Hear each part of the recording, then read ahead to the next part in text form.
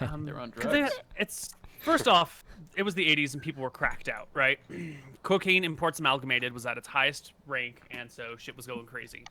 But more importantly, it's a really easy way not to have to do math, where you just say, I'm going to roll this thing. Here's my stat. I want to roll as high as possible without going over.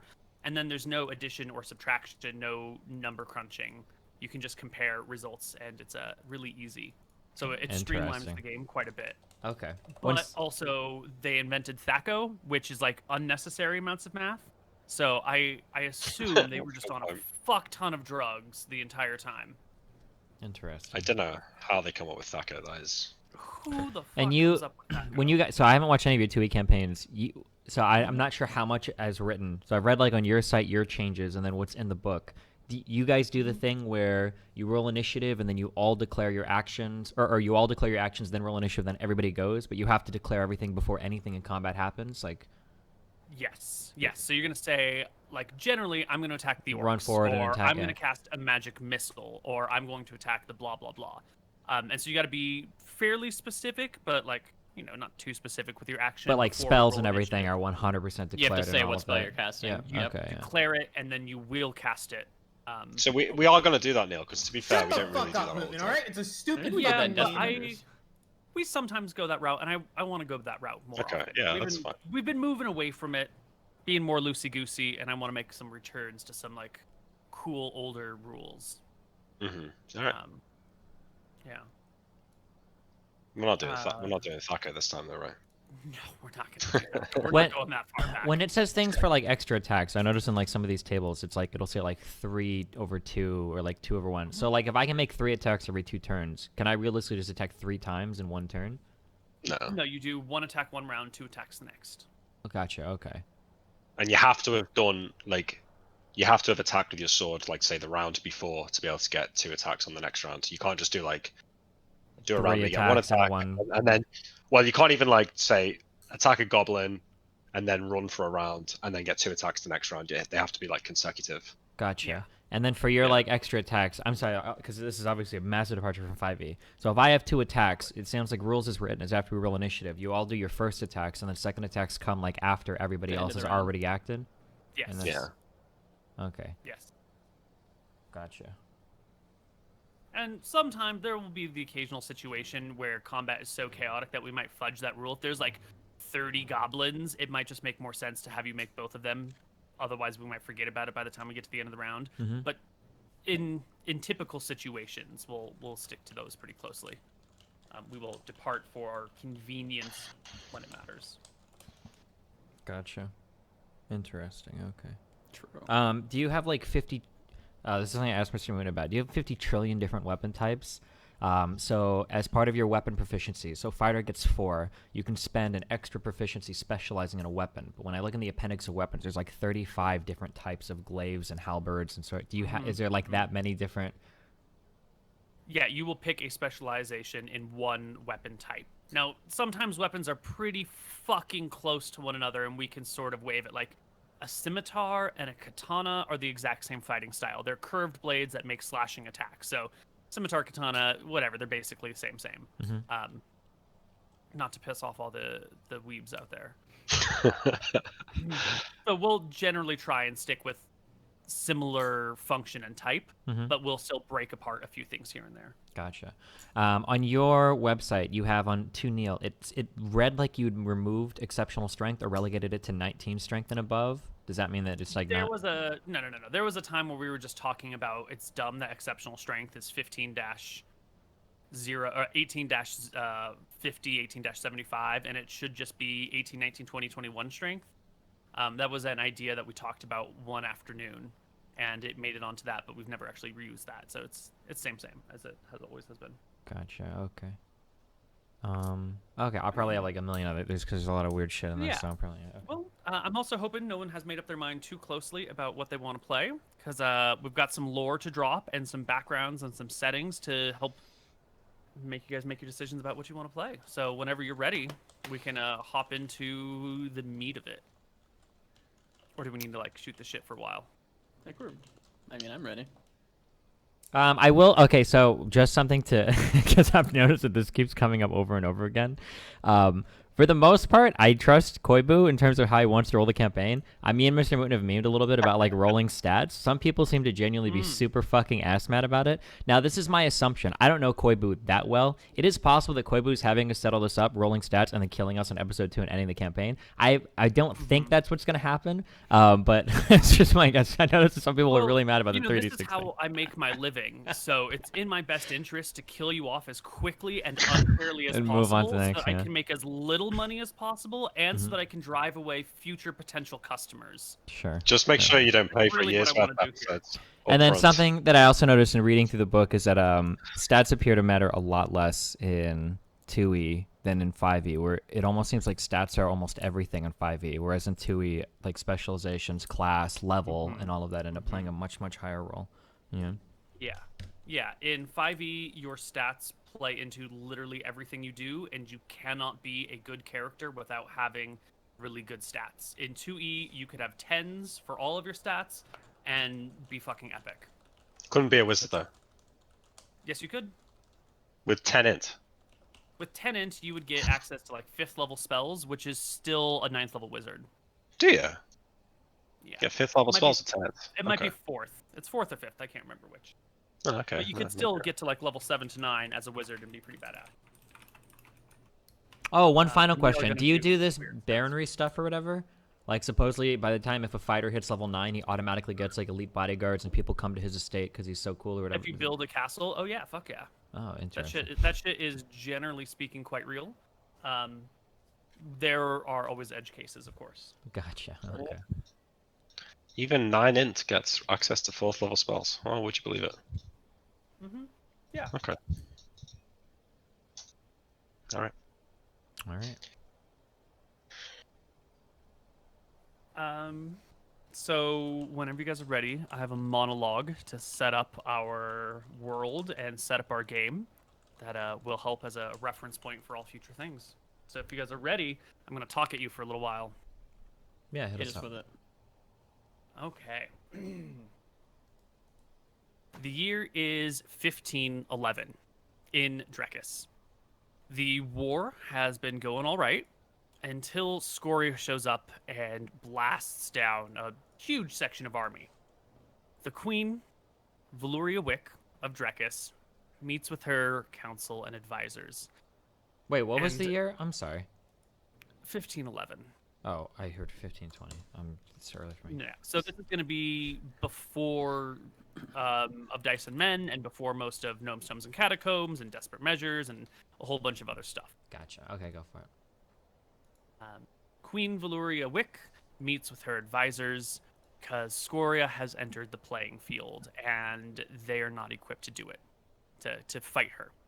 In order to win the war, hell, in order to not lose the war and lose the kingdom, Scoria needs to be dealt with. And to defeat an age class 12 red dragon is a very difficult task. Scoria is by far the most powerful dragon on the island and is one of the most powerful dragons in the world. Age class 12 is the oldest of dragons, and unlike humans, the older a dragon is, the more powerful a dragon is. For example, Scoria's breath weapon deals, I think, 24 d12 plus 12 damage on it. So that it's an average of 24 times 6.5 plus 12. That's an average of like 168 damage. That plus 12 at the end really seals the deal, huh? Mm-hmm. It's a lot of damage. Do you do In the... addition to her... If you do more than 80 damage in a single attack, do you have to make a save against an instant death? Is that something you do, or...? We've never actually run into that problem in 2nd edition before. Oh, okay. We rarely get to the point where people are doing more than 50 damage in a single attack. Gotcha. So, we'll see. Probably. I'm sorry, it's 24d10. So it's a little less. Okay. It's only 144 damage. Is that the system shock mechanic? That's the system shock mechanic, yeah. So what is a queen to do? The only way to really kill Scoria is to build a special team to do it. And this team is going to need the most epic gear that people can find. You're going to need rings of fire resistance. You're going to need rings of free action. You're going to need powerful swords, armor, rods, staves, wands. You're going to need all sorts of stuff. But also, it's going to be very difficult to find these things because there are spies everywhere, and Scoria has a kingdom at her back. If a crack team of adventurers or the best knights of the land go around to collect the finest equipment, people are going to hear about it, and Scoria will be able to act against it. So we're going to need the best equipment from all over the world, and we're going to need it to do it quietly. And we're going to need to do it secretly, so the enemy doesn't catch word of it, so the enemy can't make reprisals or prevent it from happening or target down the party before they're ready. And also, you're going to need the right sort of people for this job. You're going to need, most importantly, trustworthy people. Because you're going to be equipping them with the finest equipment in the world. And it just simply wouldn't do to equip them with the best stuff and then have them change sides and fight with Scoria. Or have them just peace out and do whatever they want. You're going to need a group of people that you can completely trust, whose loyalty is going to be to the kingdom and to destroying the dragon. And you need people who aren't just loyal, but who are in a position where they can't go anywhere else, where they can't do something else. You're going to need the right set of people to get the right type of gear and the right type of intelligence in order to fight the most powerful creature in the land. So, Queen Valuria Wick and her advisors meet and try and figure out who they could possibly give this task to. And that's where we're going to run into a little bit of history here. So Queen Valuria Wick is the queen of Drekis, the large kingdom that we're going to be a part of here. But she was not born to inherit the throne. Queen Valuria Wick is the second daughter of the former king. The elder daughter was a woman by the name of Vala. When her father was nearing his death, was confined to his bed for the rest of his life, foreseeable life, Vala made a decision. You see, she has not always been the greatest of leaders. She does not have the right temperament. She's kind and sweet and gentle. She is the sort of woman that would prefer a small, gentle, quiet life to the positions of leadership. I don't want to say that she's stupid, but she doesn't have the temperament or the mentality or the right set of skills to effectively lead a kingdom. So despite being groomed and raised for this position, Vala, when her father was nearing his deathbed, abdicated her position as heir presumptive, passing that role on to her younger sister, Valuria, who would go on eventually to become queen. Some people say this was a great decision, because everybody knew Vala was not going to be the greatest of queens, but hey, first heir gets the throne, because otherwise there are other claims, and you can run into civil wars and uprisings and all sorts of nonsense. So as Vala steps down and leaves the family to go marry the lowest of the lowest nobles, this guy that she met, that she fell in love with, whose family, while still noble, was the lowest part of the gentry, had been completely disgraced by years of alcoholism and gambling. Valuria met with her new advisors. They suggested that some advisors suggested that Valuria kill Vala because she represented an existential threat to the throne. Others suggested that they simply banish her far away to Solemn, where she could never come back and make a claim against her. There were plenty of other ideas. Keep her sterile, prevent her from having children, murder the children if they're born so that they can't raise a fist against the throne. But Valuria loved her sister and trusted her and would never do something like that. So she made other arrangements. In Akkadian society, when two members of noble families marry, the greater of the family absorbs the lesser person into it. So if a count marries a person of a gentry, the gentry then joins the count's family and takes the count's name, regardless of sex. In this situation, Vala Wick, the would-be queen, was married into the McGary family and took the McGary name, the lowest name in society. this helps separate them from the throne. They are essentially, what do you call it? Disowned outcasts of the royal family. Just for reference, this is the same guy that was giving us rewards and stuff. This is the same guy, yeah. Okay. Yeah, we'll see more about that quickly. Additionally, upon Vala's wedding to the McGary family, Queen Valuria Wick gave them land, a nice house in the city, and enough upfront wealth to cancel out their existing debts and create a nice living situation for her sister, who has remained close to the queen, even though she is officially outcast, is not allowed to use family facilities or houses, is relegated to the back alleys of royal society. This has put the McGary family in an unusual position. Before Vala married in, they were the lowest of the low. Outcasts, people disliked them, you couldn't trust them, they borrowed money constantly, never made any off of it. They were essentially homeless, traveling around and living with what few friends they had in the various estates, having had to sell off their own lands to pay old debts. But now, this scum of a family has been sort of elevated by connection to the queen. At the same time, they are still the outcast. They're still the black sheep. It's the family that the queen abdicated in order to go off and enjoy. You know, she chose the life that she wanted instead of the life that her position dictated. So no one likes the McGarys, but they're close to the queen, so no one wants to publicly decry them. The McGary family sits in this superposition of both sort of tolerated and accepted everywhere they go, and also rejected everywhere. A McGary could walk through the streets and other nobles would smile and be polite, but you'll never get an invite to a party. People will find polite excuses to leave conversation quickly. You're the sort of position that you might find a modern homeless person to be in, where everyone sees you, but nobody sees you, and nobody wants anything to do with you, but no one's going to be mean to you, and they're just going to be sort of polite. I know that's not exactly the homeless situation, but it's close enough for our purposes.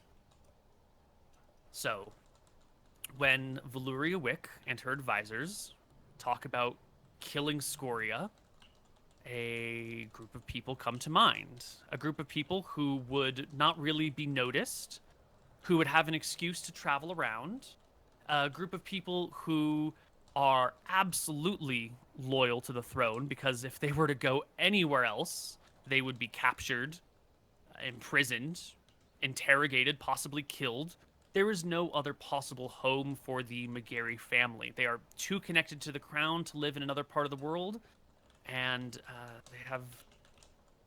they owe everything to the crown. If not for Valuria Wick's kindness, they would have been killed, banished, or left destitute. So the McGary family is in an unusual position. And it is these unusual people, the children of Vala, that will be taking on this quest to kill Scoria. These people have been chosen for their loyalty and their proximity to the royal family, not for their particular skills. You've had access to education, to training, to whatever you might have needed, but you have pretty much no social standing and are not really exemplary warriors or wizards. You're just the relatively average people born to an odd, some might say extraordinary family. And that is going to be who you guys are playing. The children of the queen who abdicated the throne. That is going to be your role. What year did she abdicate? To get our ages, I guess. You guys are going to be in your upper 20s to mid 30s. Jesus Christ, we're already old and over the hill. Yes. Yes. I'll be 27. No, you won't be. You'll be 36. No, You're I'll gonna be be the 27. oldest brother, Mooton. No, I think being the youngest is fine. So it is with this history in mind that we're going to make our characters. Has everyone joined the Roll20 campaign? I don't Two of us remember. have. Wait, link it. It's already It is linked in linked. Where is it? Give it a little scrolly. Scroll up, Boomer. They're gonna make me scroll up. You said we're gonna be normal Koibu, but I'm feeling like I'm gonna roll at least 3 8 right now. So You wish Well, one. we're gonna roll There's no stats a little chance. bit differently. As we mentioned before, stats in 2e don't matter nearly as much as they do in 5e, and you guys are gonna be pretty average people here. So we're gonna roll stats in a very unusual way. We're gonna roll 3d6 down the line. Not down the line. We're gonna roll 3d6. I was about to say, all right, hold on. However, we are going to do something unusual with results that go below 7 or above 14. Because all of your stats are going to be in that average range of 7 to 14. So if you roll below 7, your stat will be 7, and we'll just count those extra points that you rolled under as negative modifiers to apply at the end. If you roll above 14, we'll do the same thing. Extra points that will apply as modifiers at the end. Once you've rolled all of your stats, we'll combine your modifiers, and whatever is left over, you can use to adjust your stats as long as they stay within the realm of 7 to 14. So you're guaranteed to have average characters across the board. But your high and low rolls will still help influence your character and bring them, maybe from the middle up or from the middle down a little bit. The range of 7 to 14 should cover pretty much everything that you would need. It won't give you any significant, detrimental penalties, and it won't give you any amazing buffs. It'll make you a pretty normal person. All right. So, go first, Steve. No, go ahead, Mooton. You said you were feeling good today in your rolls. I want to see some good rolls, Mooton. Let's go. Do you mind first, Koibu? Yes, Lucas. 12. That's good. 14. Oh, limit. 11. 13. Wow. 10, Wow. 11. 13. Is that enough? 1, 2, That's 3, one too 4, many, 5, I think. 7. 7. That's it. No, that's Oh, right. you need 7. Oh, is it 7? Oh, okay. We need 7. Yeah, we added a perception stat for funsies. Oh, okay. Oh, gotcha. they are good rolls. You get a single one I under told you I was 10. gonna roll. Yeah, I was gonna roll well. 13, 11, 13, 10, 11, 13. Wow, that's nice. Don't forget about the 14. I did, yes. Okay. Who is next? Nick? You want to go, Nick, or do you want me to go? No, I'll go. It's fine. I always roll bad stats. So 13, 12, 10, 7, 6, 9, 15. All right. Okay. That's okay. 1, 2, 3, 4, 5, 6, 7. So your 6 becomes a 7, your 15 becomes a 14, and the -1 from the 6 and the +1 from the 15 cancel. So All right. your stats are 13, 12, 10, 7, 7, 9, 14. No. Perfect. And Steven. All right, Nick, I'm going to try not to do worse than you. Yeah. Oh, nice. Good start. Oh. Okay, 2. Okay. Okay. 3, 4, 5, 6. That's 7. all right, So you Mom. have 2 6s, which become 7s, which gives you a -2 to apply to your stats at the end without going below 7. You got a lot of 13s and 12s, so that'll work out. Everyone should have a character sheet assigned to you. The character sheets should autofill most of the data now. And if you're going to be a spellcaster, there has been a spells tab added, which you can access in the settings. And I've created a fancy way of importing your spells from the Regal Goblin site, so you don't actually have to type out all your information by hand. Ooh.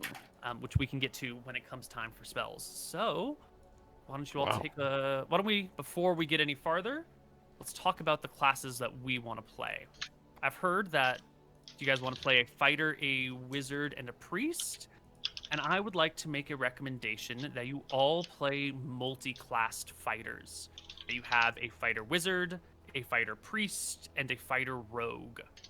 This will give everyone combat ability. It'll give everybody combat access to fighter exclusive magic items, which there are a few things that are fighter exclusive. It'll give everybody decent HP, and most importantly, it'll give everybody good breath weapon saves.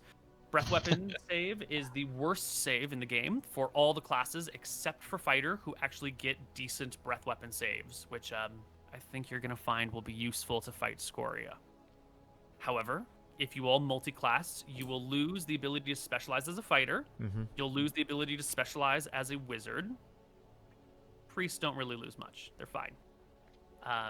This loss of specialization for a fighter, it might seem pretty terrible at first, but most of this quest is going to involve roaming the world and gaining magical items and weapons, and if you're specialized, it's going to be harder to find a weapon that fits for you.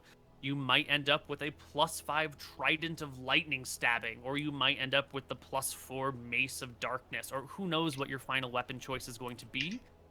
But if you're not specialized, it'll give you greater reach and option. Additionally, this will give you access to wizard, rogue, and thief skills, which will be nice for dungeon crawling and whatnot. And you'll have a really well-balanced all-around party. Multiclassing is usually only allowed for non-humans, but we'll just make an exception and allow multiclassing for humans. So that is my recommendation, which you are not obliged to follow, but I think would be more fun and interesting and powerful in the long run. Okay, so my understanding for rules is written, and I don't know if you do this differently, is that when you multi-class, basically what happens is you gain levels in a certain class, and then you declare a multi-class. Once you declare a multi-class, the original class you can no longer level in, and then when you switch to the new one, you can't use any of the prior class's abilities until you exceed the level that you were in that class, otherwise you won't gain any experience. Do you still do it? That is dual classing. Is Multi-classing, yeah, it's different. Dual classing and multi-classing, same, but different. The humans have that version because there's no level cap on a human. All the other races have multi-classing, where you level 2 classes at the exact same time in conjunction with one another. And that's the route that we're going to go. So, okay, is that just 50-50 split or whatever then for experience you earn for both? XP gets split between them. When you level with one, you take half of the HP. So if you level in fighter, you roll your d10, divide the result by 2. When you level in wizard, you roll your d6 or whatever and divide the result by 2. You take the best saves out of the class, the best proficiencies out of the class, and everything else is Gucci. You must abide by all restrictions and have access to all things. So if you're a multi-classed wizard fighter, you can wear plate mail, but you can't cast spells in plate mail. That sort of thing. Huh.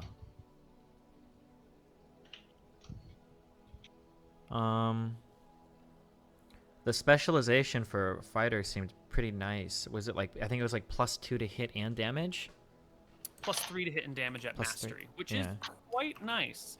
But if you, let's say you specialize or master an arming sword, the most common type of sword, but then you end up with like, a spear of +5, you're going to want to use the +5 spear, and now your mastery is sort of being thrown away to use the +5 spear. Is there a way to redo proficiencies or specializations? No. No. Once you've specialized in a weapon, you are committed to that route.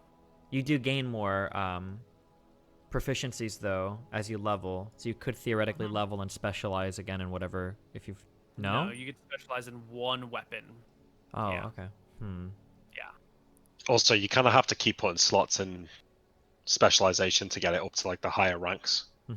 So it starts off with like +2 to hit, +1 to hit, +2 damage, and then you spend another point and it goes to +3. Then you spend another point and it increases your crit range. So you're kind of spending all your new proficiency slots on that anyway. If you'd rather go the route of a fighter that is not multi-classed, that is totally acceptable. I just think it'll be more interesting and more fun in the long run to split.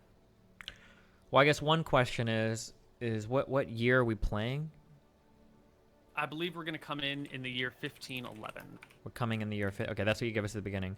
Because if there's no time restriction, multi-classing seems okay. Because we have all the time in the world to like level up. Because we're effectively going to take twice as long to level up then, right? Multi-class. Not quite. You will always be about 1 level below, not half level. Well, not half level, but half XP, right?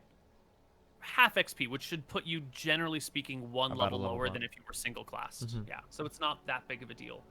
And the time restriction is sort of soft. The day will come when Scoria will take over everything and rampage over everything, but no one knows when that day is. Now, we as players know that it at least goes through most of 1512, but your characters at the time don't know, and the Crown doesn't know how long this is going to take or if this plan will work.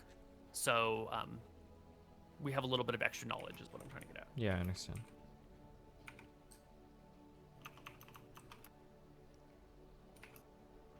Anybody else have any questions or anything? What are we doing? Yeah. Nick and Moot I think Knight, I'm- 2E masters. I'm into the handling wizard it. fighter. I mean, usually humans can't multiclass like this, so I think it's an advantage. And Yeah, another- I'll do the multi-class fighter as well. Another cool thing is the XP rules. You get like, so for a wizard, you get like 50 XP for every level of spell you cast. So if you say you cast invisibility, which is a level 2 spell, you get 100 XP for it. As a fighter, you get 50 XP per level, per hit dice of creature defeated. So if you're a level 2 fighter and you kill a 3 hit die monster, that gets you like 300 XP.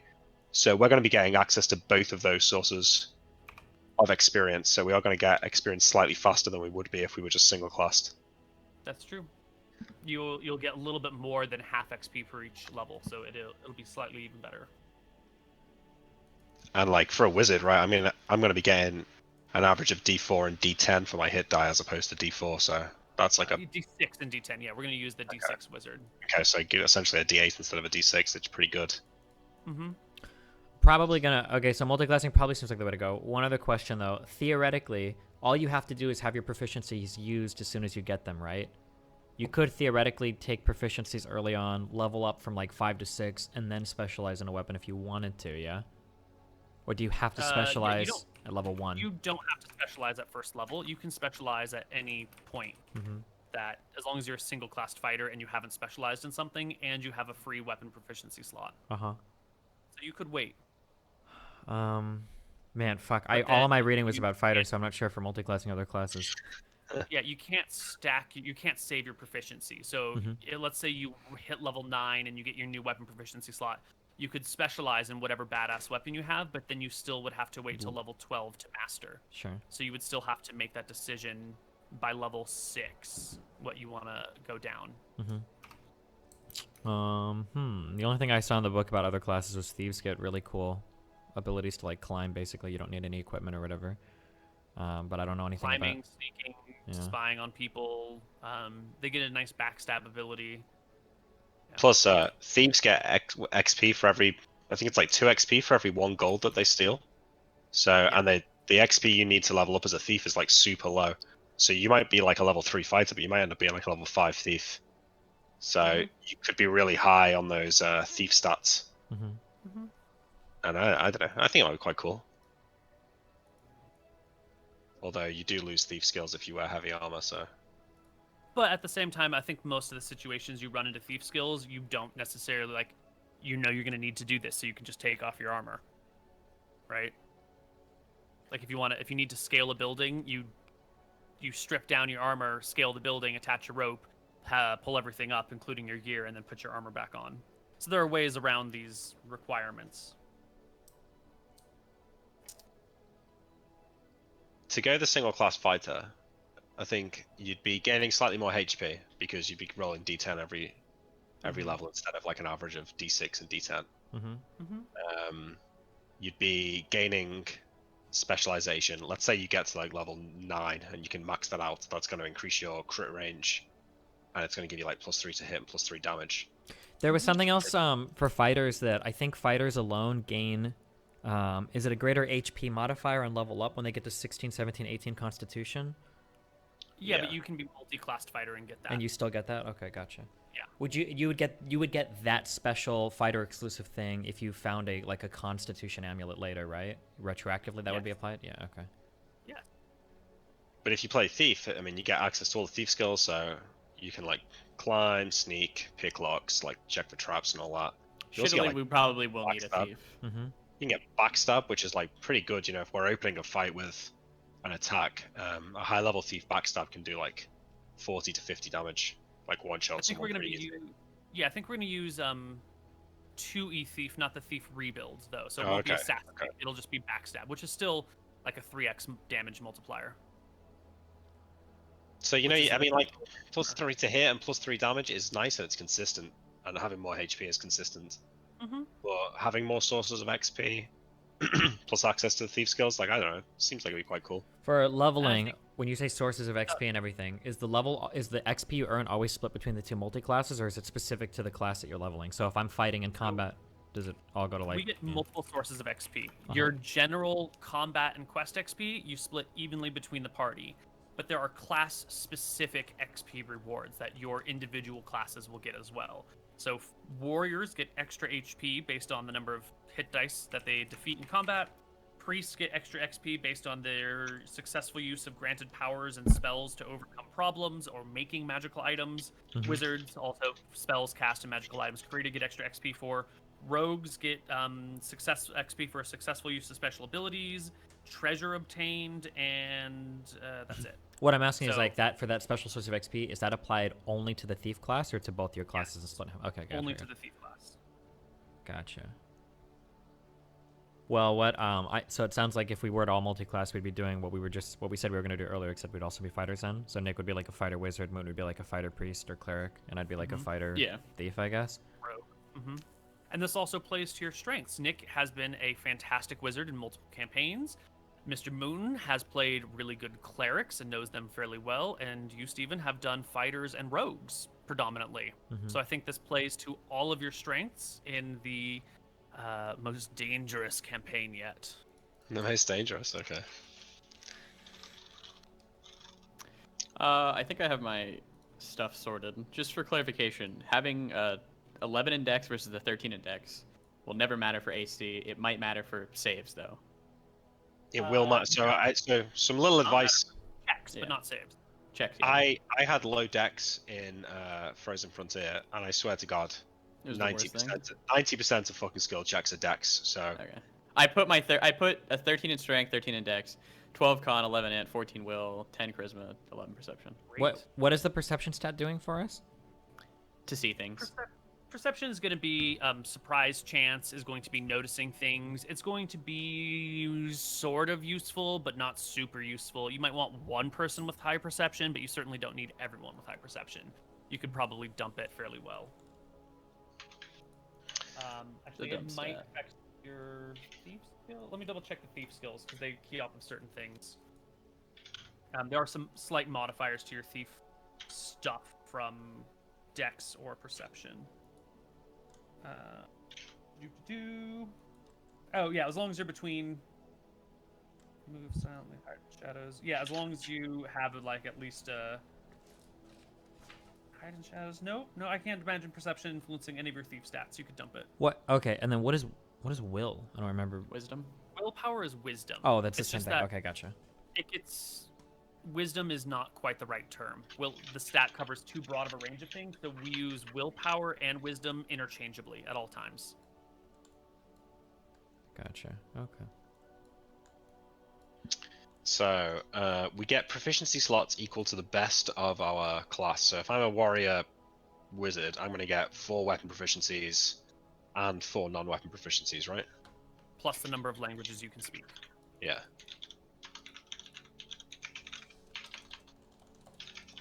Yep.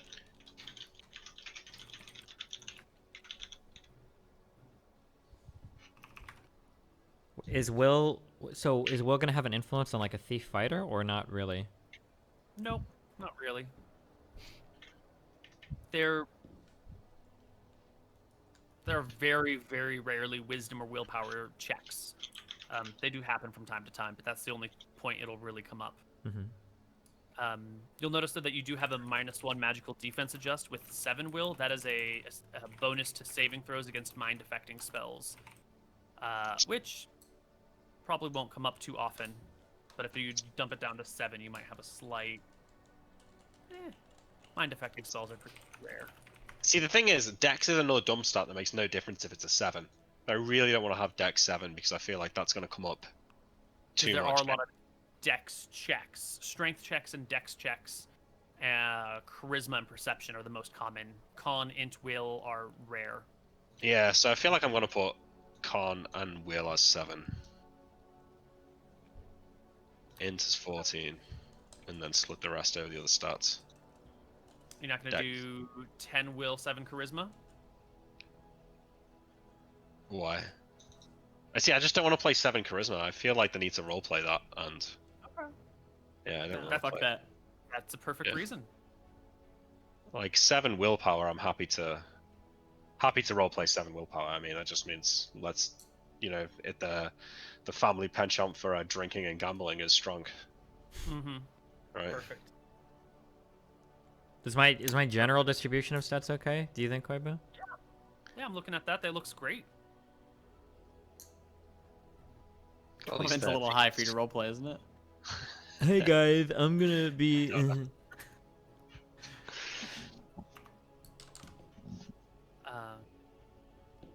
can also see everyone should go and change some settings in Roll20 so you don't have those giant ass avatars in your lower left corner. Maybe Go I to like the those. gear tab and scroll down. You can drop player avatar size to names only. That's just a personal beef of my own. You are not obligated to do that, but fucking pictures drive me crazy. What all is intelligence used in? Spellcasting and the number of proficiencies that you start with. You get the number of languages you can speak as bonus non-weapon proficiencies. Gotcha. And I need perception as a I would imagine, right? It might be nice. If you're looking for something, perception checks might be important. Mm-hmm. I think you've got a good distribution. Okay. Unless you want to switch out that con for something else, because high con, or 13 con doesn't really do anything for you. Do you not get more HP or something? Nope, not until 15 constitution do you get more HP. Are there not many con checks ever? Very rare. No. So, which books am I taking spells from? You should take them from the realgoblins.com/spells.php page. Player caster equals wizard. If I wanted to, sorry, go on. Do you expect me not to just pick all the broken spells again, Neil? Or... Well, here's the thing: is that if you're gonna have 14 int, the max number of spells you can get per level is 9, and you're going to end up with a whole bunch of magical items. You're going to end up with scrolls. You're going to end up with wands. So there are some spells that you're going to definitely want to take, and there's going to be some things that you might think are important, but will probably not be. Like Magic Missile, classic wizard spell, but eventually, probably fairly quickly, you're going to come across a wand of magic missiles. So you might not actually need Magic Missile. What you might need is a very specific utility spell that might be hard to find in another item somewhere. So I think for the spells you take, you're going to want to make sure to take a lot of that like edge case utility that might come in really handy at some point in time. And there's no like unlearning spells, right? Correct. Yeah. Okay, that's interesting. How many spells can I start with? You can start, well, we gotta figure out what level everyone's gonna start off as, and that'll dictate a lot of that. So, is everyone content with their multi-classed characters? Question. System shock. So we talked about it. So the lower con, the more likely you can just die to something, yeah? That is true. That's for like an 80 plus damage attack, right? I think it's 50 damage in a single blow. Yeah. Now, granted, 50 damage in a single blow is likely just to kill you anyway. Okay. So you'll probably die from the damage before you have to make the system shock check. Yeah. I'm just looking between like an 11 and a 12, and I don't know if a 12 is going to matter in charisma versus I get an extra 5% on con. So. I feel like the charisma's better. Like in 4 years, I've never rolled a system shock check, not once. What is a charisma key in for? Just charisma checks, right? Like are those often? Interpersonal problems. Yeah. You recognize a person. Can you influence this person? Okay. Yeah. All right, that's fine. Wait, that sounds. I'll way remember better that 5%. Isn't that better than con then? Does con mean anything to me? At 12, but there was a difference between 12 or 7. You might want to switch your charisma and con. Yeah, that's way more interesting. I think. Fuck that. Yeah. Have we all got 7 con? No. I do. Yes. Okay. I have 11. Wow! Check out fucking So. off guy over here. It's 11 con. So I think the multi-classed nature of your background helps influence the fact that you are nobles who were trained and educated in the ways of the body as well as the mind, even though you might be social outcasts, the black sheep of the nobility, so to speak. You were still probably trained in some level of combat because it is the duty of nobles to be the officers in the military, and it's sort of expected of nobles to be able to fight somewhat. So why was I saying that? There was a reason. Ah, right. XP. So I think the way to do this is to start everybody off with... I think it's going to be... Is it 6k, 8k, 10k? or... I just like you know that we did. No, roll we bean didn't size, and actually. Steve I was rolled a just 3 testing and I rolled an Roll20. 11. No, we didn't. No, it's not. I That's canon. typoed. I was trying to roll a 1d20 and I typoed. I think we're going to start everybody off with 8k experience divided between your two classes. How do you do XP for like multi-class on the sheet? Are you just gonna have to do like cleric? You can just do like 8,000 / 5,000 or whatever. Oh, okay, got it. Yeah. No, hold on. Would be yeah. 8,000. So that'll make you all 3rd level fighters, and then maybe like a 2nd, 3rd, or 4th level, depending on what your other class is. Are there like other subclasses? Like fighter is a subclass of warrior, I think, for like thief or whatever. Do I need to? Is there That's other? true. There's also ranger would be an acceptable multi-class. Paladin is not going to work out for us. You could do bard instead of thief, but bard just sucks balls in general. And I don't think you could be druid. So if you want, you might be able to multi-class into ranger, but I don't know if you'll have the stats for it. And I think it's just generally going to be worse than multi-classing into fighter. Gotcha. You're a Because bard, the you're only gonna thing piss me the coolest thing about fighter is I think fighter was the only class of the warriors that could do specializations. But if I don't have specializations, then I don't know if it matters if I'm a fighter. Right. For ranger, you need 14 con, 14 wisdom, 13 dex, 13 strength. So Gotcha. no one's got the stats for that. You can still go expertise though as a proficiency in a specific weapon, which will give you an extra attack per every other round. It'll give you the attack rate of a specialized fighter without the damage or hit rate. Okay. Yeah. Nice. Which is probably the best thing about specialization to begin with. Yeah. So that way you can wait until you get the right weapon and then expertise in that. I don't know if you can expertise in more than one weapon. Great idea. Oh, do I need to split it down the middle? So does it need to be 4,000, 4,000? Or could I do like 5,000, 4,000? No, it has to be Okay, down got the it. middle. Okay, cool. So that puts me at level 3 in both. I'm 3 and 2. Close to level 3 in wizard though. What's level 3 wizard? Like 4? 5,000, so I need 1,000 XP more. So if I'll just cast 20 magic missiles at the start, and then I'll get to level 3 before we go anywhere. Easy. 20 useful magic missiles in combat. Just killing peasants. Just walking around blowing up peasants. Yeah. What is it to roll for handedness again? 1d10? D10. Yes. 1 through 8 is right, 9 is left, 10 is ambidextrous.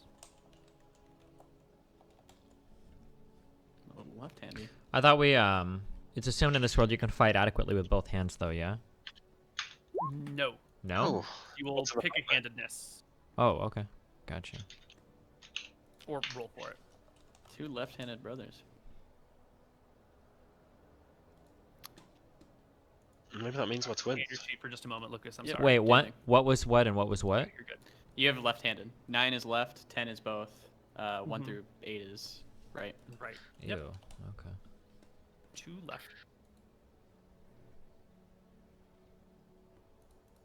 Does this matter? How does a left-handed swordsman fight a right-handed swordsman? That seems like it'd be really weird. It seems like the left-handed person would have a huge advantage. For our purposes, it's not going to make much of a difference. Okay. The time that it comes into play is when someone knocks something out of your hand, and then we roll for which hand it gets knocked out of. Gotcha. Right? Okay. So if you... Are we going to be rolling off the critical table the entire campaign, or are we not doing that? I don't know if you want to decide that special now. critical hit effects? Yeah, because that's when it would come into play. That's true. That is a fun table, but most of the time we run into it, it doesn't do all that much. It also takes a lot of time. And it takes a bunch of extra time, and usually the result is sort of unimportant. Yeah. But it is a fun table to roll off of. So maybe if we want to do it at times, you can ask for it. Yeah, why don't we play with the critical hit table? It's fun. Maybe maybe someone will lose an arm. Love it. Love it. If you say so. Okay, so I've got 2 level 1 spell slots now. I suppose I would have got a few spells when I leveled up, so how many can I get access to? So you are a wealthy individual who was trained and raised by a proper professor or a scholar. So you can have, let's say, you can roll on 15 spells between first and second level, but you got to roll for them. I can only cast level 1 spells, so... Oh, you haven't even hit... Okay, so why don't you roll for 9? You can start with, not counting against your 9, that you can roll read and detect magic. You will need. Okay. And this is a great time to tell you how to add your spells. If you go to the spells page, and you just click on the level of the spell, you're going to see like a little box appears around it, and that's going to copy some code to your clipboard. And then when you add a spell, you'll see a little box. Where's the spells page, sorry? The regular spells page on Regal. Oh, okay, on Regal. 1 second. Yeah. Okay, so where am I clicking? Sorry, that's caught me on off the guard. level. You'll see like a little box appears around it for a moment. Oh yeah, got it. That'll copy some text to your clipboard, and then when you add a spell, you'll see a box at the very bottom of the list that says Jason, and you just paste it in there and hit enter, and it should work. Yeah, it did. Wow. That's really sick. Bam. You're a good coder. Yeah, it took a long time. That's pretty great though. All right, read magic. Awesome, Let's go. actually. And then does it work if you roll? Oh. What? Wait, that's wrong. Are we doing the main box? when we're rolling initiative? Is that going to be based on the actions we declare? So different actions have different penalties to your initiative rolls. Yeah, okay. Yes. That's the initiative. Got it. And then you can see on your left-hand side, there's a little box, so you can say, I've memorized 3 Cure Light Wounds today. Yep. Not unfortunately, it's not going to auto-subtract from the casts. You'll have to roll those manually, because it'll be nice to put casts into chat just to read spells between people, so I didn't want it to, automatically subtract. And then Priest has... At level 3, I'll look it up. I don't remember where we're at, but... in terms of spells that you can cast? Yeah, at level 3. I think it was 3 level 1s, 2 level 1s, and then 1 level 2. 1, 2, but then you also have... And then you get your bonus. Yeah, bonuses. of 2. So for this campaign, since we're siblings from a noble family, how are we dealing with character deaths? So we can't just roll another sibling. Character death is going to be a tough thing because you guys are very special people brought into a very special situation, and you're sort of irreplaceable. So if someone dies, it's kind of going to be a really big fucking deal, and you guys are going to have to figure out who you could find that could be a worthy replacement that you can trust. Just don't die. So just don't fucking die. True. Okay. Should be easy in a Koibu campaign. We'll be fine. Oh, easy. Hopefully. And once again, priests don't have to memorize spells. I know all of these. Well, I know all of them, but I just memorize them in the morning. Right. So add however many you want to your list, the ones that you think will be useful, and then memorize the ones you want in the morning. Yeah, and then I can always do it again. Yeah. Or add more later. Yeah. What does JSON stand for? Oh, it's a, I don't know, JavaScript object. I don't fucking know what it's called. It stands for. Got it. So yeah, I kind of see more than one version of the same spell. Yes, you will see that. There are now multiple versions of some spells, as well as some brand new spells. Pick the one that you want. Pick the one that you think is going to work for you better. And if you want to learn one type of light spell instead of a different, and you fail, then you're welcome to roll for a different type of light spell. Do we need to roll HP and stuff? Yes, we're gonna need to do all of it. Yeah, Stephen. Yeah, Mooden. Of course. So when you guys are ready, we can roll Okay. HP. Let's see that next year. I'm still spells are gonna be hard. Oh, I'll go first. If you want. Yeah. All right. So for your, So again, yeah, go ahead. 3 fighter levels, right? And I'm getting half of the. So I'm gonna do 2 fighter levels and 2 wizard levels, and then half of a 3rd fighter level. Is that right? Right. So you're gonna roll 3d10 plus 2d6 and divide the entire thing by 2. Oh, really? Okay. Yeah. But what if if I was level 2 wizard, level 2 fighter, and then I get to level 3, would I not just roll a d10 and divide it by 2? Yeah. Yeah. Is That's that the same thing. Yeah, that is the same. Yeah, it's the Okay. same thing. Did maths at university, by the way. Yeah. That's all right. Yeah, You well- work more with letters and that sort of maths, I think. Yeah, something like that. Thanks, Neil. Right. It's D10, right, for fighters? Yep. And D6 for wizards. Yep. So we're rolling 3d10 divided. Jeez, nice. Boom! Nice. Ooh. So half of that is going to be 13.5. Keep that 0.5. You'll use it when you roll another 0.5 later, but you're still you'll have 13 each. Is priest D6 or D8? D8. Okay, so I'm rolling 3d10 plus 3d8. Yep. Okay. Oof. Ooh, 13 as well. And then I'm rolling 3d10 plus thief is 3d.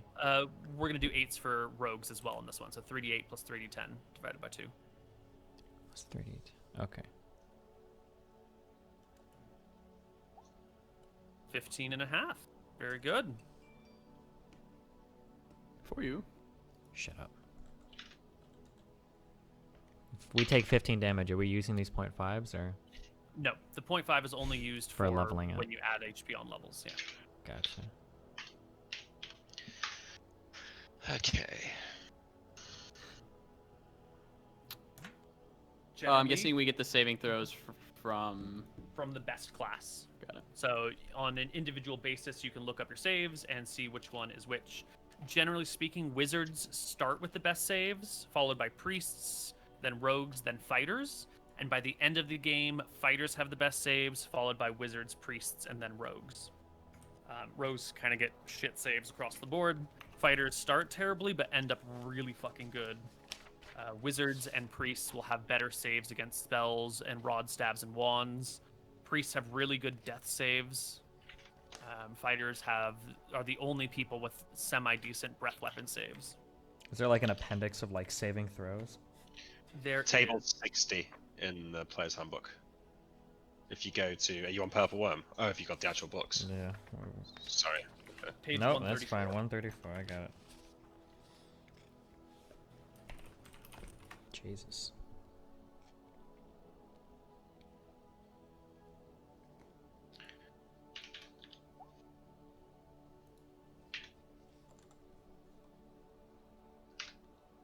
So my saves are pretty fucking sweet, actually, already.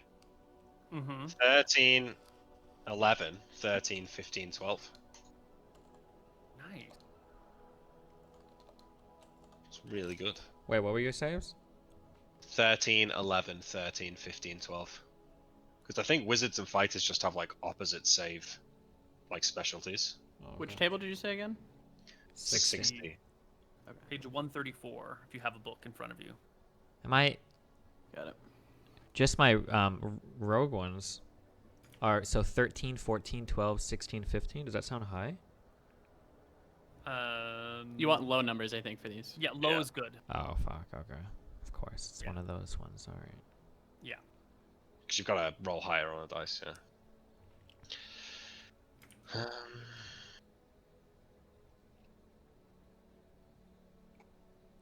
All right. So between my multi-class, I'm looking for the lower of the saves.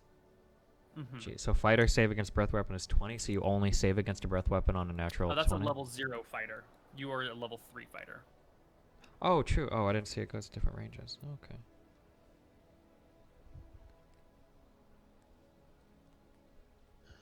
Gotcha. Okay. Oh yeah, breath weapon for fighters get to 4. Yes. That's nuts. And nothing else gets anywhere near that. And they Yeah. get to 4 at 17, while like wizards get to 7 at 21. That's So nuts. They even get to 5 at 13.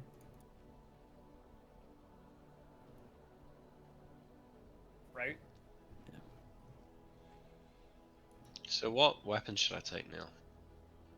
I'm not gonna lie, I'm pretty tempted to just pick Ultra Spear, yeah, always. Well, you've been trained in many fighting styles. You've got 4 weapon proficiencies. You should probably take a sword and a spear. Bows cost 2 slots, but hey, who doesn't like using a bow, right? Bows are fucking useful. Do shields cost a weapon proficiency? Not to just use, but if you want to specialize with a shield, you can do so. Ooh. So if you want the 1 AC, you need to do spear and shield. You need to add fighting. another proficiency slot to that. Let me just double check shield specialization. I think that can be done by all multi-classed fighters. I just want to double check it. Oh, we need to know about casting spells with the shield as well. Yes. I think, well, I don't know if this was allowed, but Ebner cast spells with a shield. Yeah, for clerics, I mean for a wizard. Oh, yeah. Yeah, clerics can do all sorts.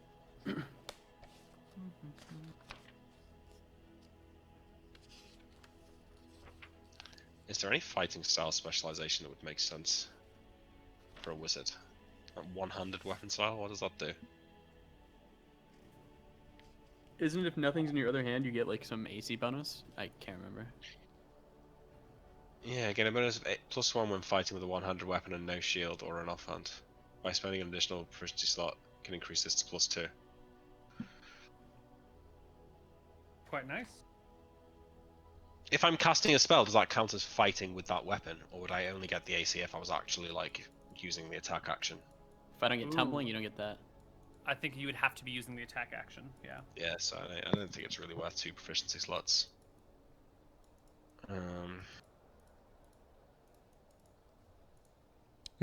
Do we generally want to be wearing a shield, do you think?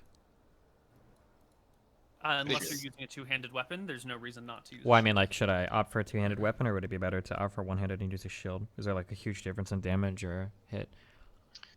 If you take shield specialization, you're getting like +3 AC from your shield, which generally is like pretty good. It's a 1 to your AC, which is nice. Yeah. You Isn't that a can large- specialize Sorry, in like. Does that count against like you can specialize in shield even multi-class or whatever? That's not a problem. Yeah, It's that's an what extra I'm getting at non-weapon right now. proficiency, I think. Yeah. What's the difference in damage between like, it's like a D8 versus D10, right? If he went like a two-handed weapon, it'd be a D10 instead of a D8. Yes, two-handed weapons are D10 instead of D8 usually. Yeah. Are there any sounds that are like right. 2d6 or no? There's some that are 2d6 against large creatures. Got it. Are we doing that? Is a longsword going to be D12 against large? Yeah, let's stick with some of the OG rules on this. We haven't done those in a while. They're fun. So your Fucking- weapons will have 2 damage categories. They'll have the damage versus small and medium creatures, and usually a larger damage die against large and other creatures. Some weapons will have a smaller damage die. Like a dagger does D4 against small and medium, but only D3 against large and above. But a longsword, arming sword, does D8 against small and medium, and a D12 against large and above. So we're now saying that spears aren't ultra anymore. Going back to D6 for spear if we're doing damage from the. No, spear is raw. What D8? I think. I think it's. I would assume it would be D6. D8. 1d8. I think it's D8. How do you roll a D3 if you're like playing? There are three-sided special die. 3-sided dice. Aren't there like normal dice? Or isn't there like a normal dice size? You've got like D8, D12, D20, So, D100 or whatever. Yeah, 4, 6, 8, 10, 12, 120. But you can roll a D6 and just divide by 2, or you can roll a D4 and re-roll it if you roll a 1. Gotcha. Okay. Spear is normally D6, D8. Oof. Called it. Yeah. Well, we'll bring spear up to 2d4, 2d4. I think you're going to say 2d4, 2d6 then. Yeah, that was I'm about to be not going to lose that shit. 2d4, 2d4. That seems fair. Alright, fucking longsword then. You're going with the longsword. Mate, the D12 is fucking nuts. Yeah. It really is. I mean, Scoria is large, right? So. Well, I assume that we'll be having different weapons by then. But oh, you're going for proficiency with the longsword, yeah? Yeah, well, I've got 4 weapon slots, which as a wizard is kind of like. For to get we're just talking about proficiency. That's just one slot, right? So you have 4 different proficiencies. Yeah. Right. So a shield proficiency gives you +1 essentially to your AC modifier from the shield. Yeah, but is a medium shield not +2 AC, or is it just +1? So a medium shield will give you 3 AC. If you're proficient, if you are just using a medium shield, it gives you +2 AC. Yeah, that's what I mean. So that's why I'm saying like using a shield is 3 AC. Yeah. That's a lot. Yeah. So I'll do 1 shield proficiency. It's really good. Yep. Always. Yep. An extra 1 AC is great. So do you want to find out if I can cast spells with a shield? Because yeah, that's what I'm looking up right now. I'm trying to find. But actually, the spell armor is so fucking good. It gives me 14 AC. So actually, do shields ever protect you from like breath weapons, or is that like a shield by shield basis? Yeah. That would be like a special property of a shield. Yeah.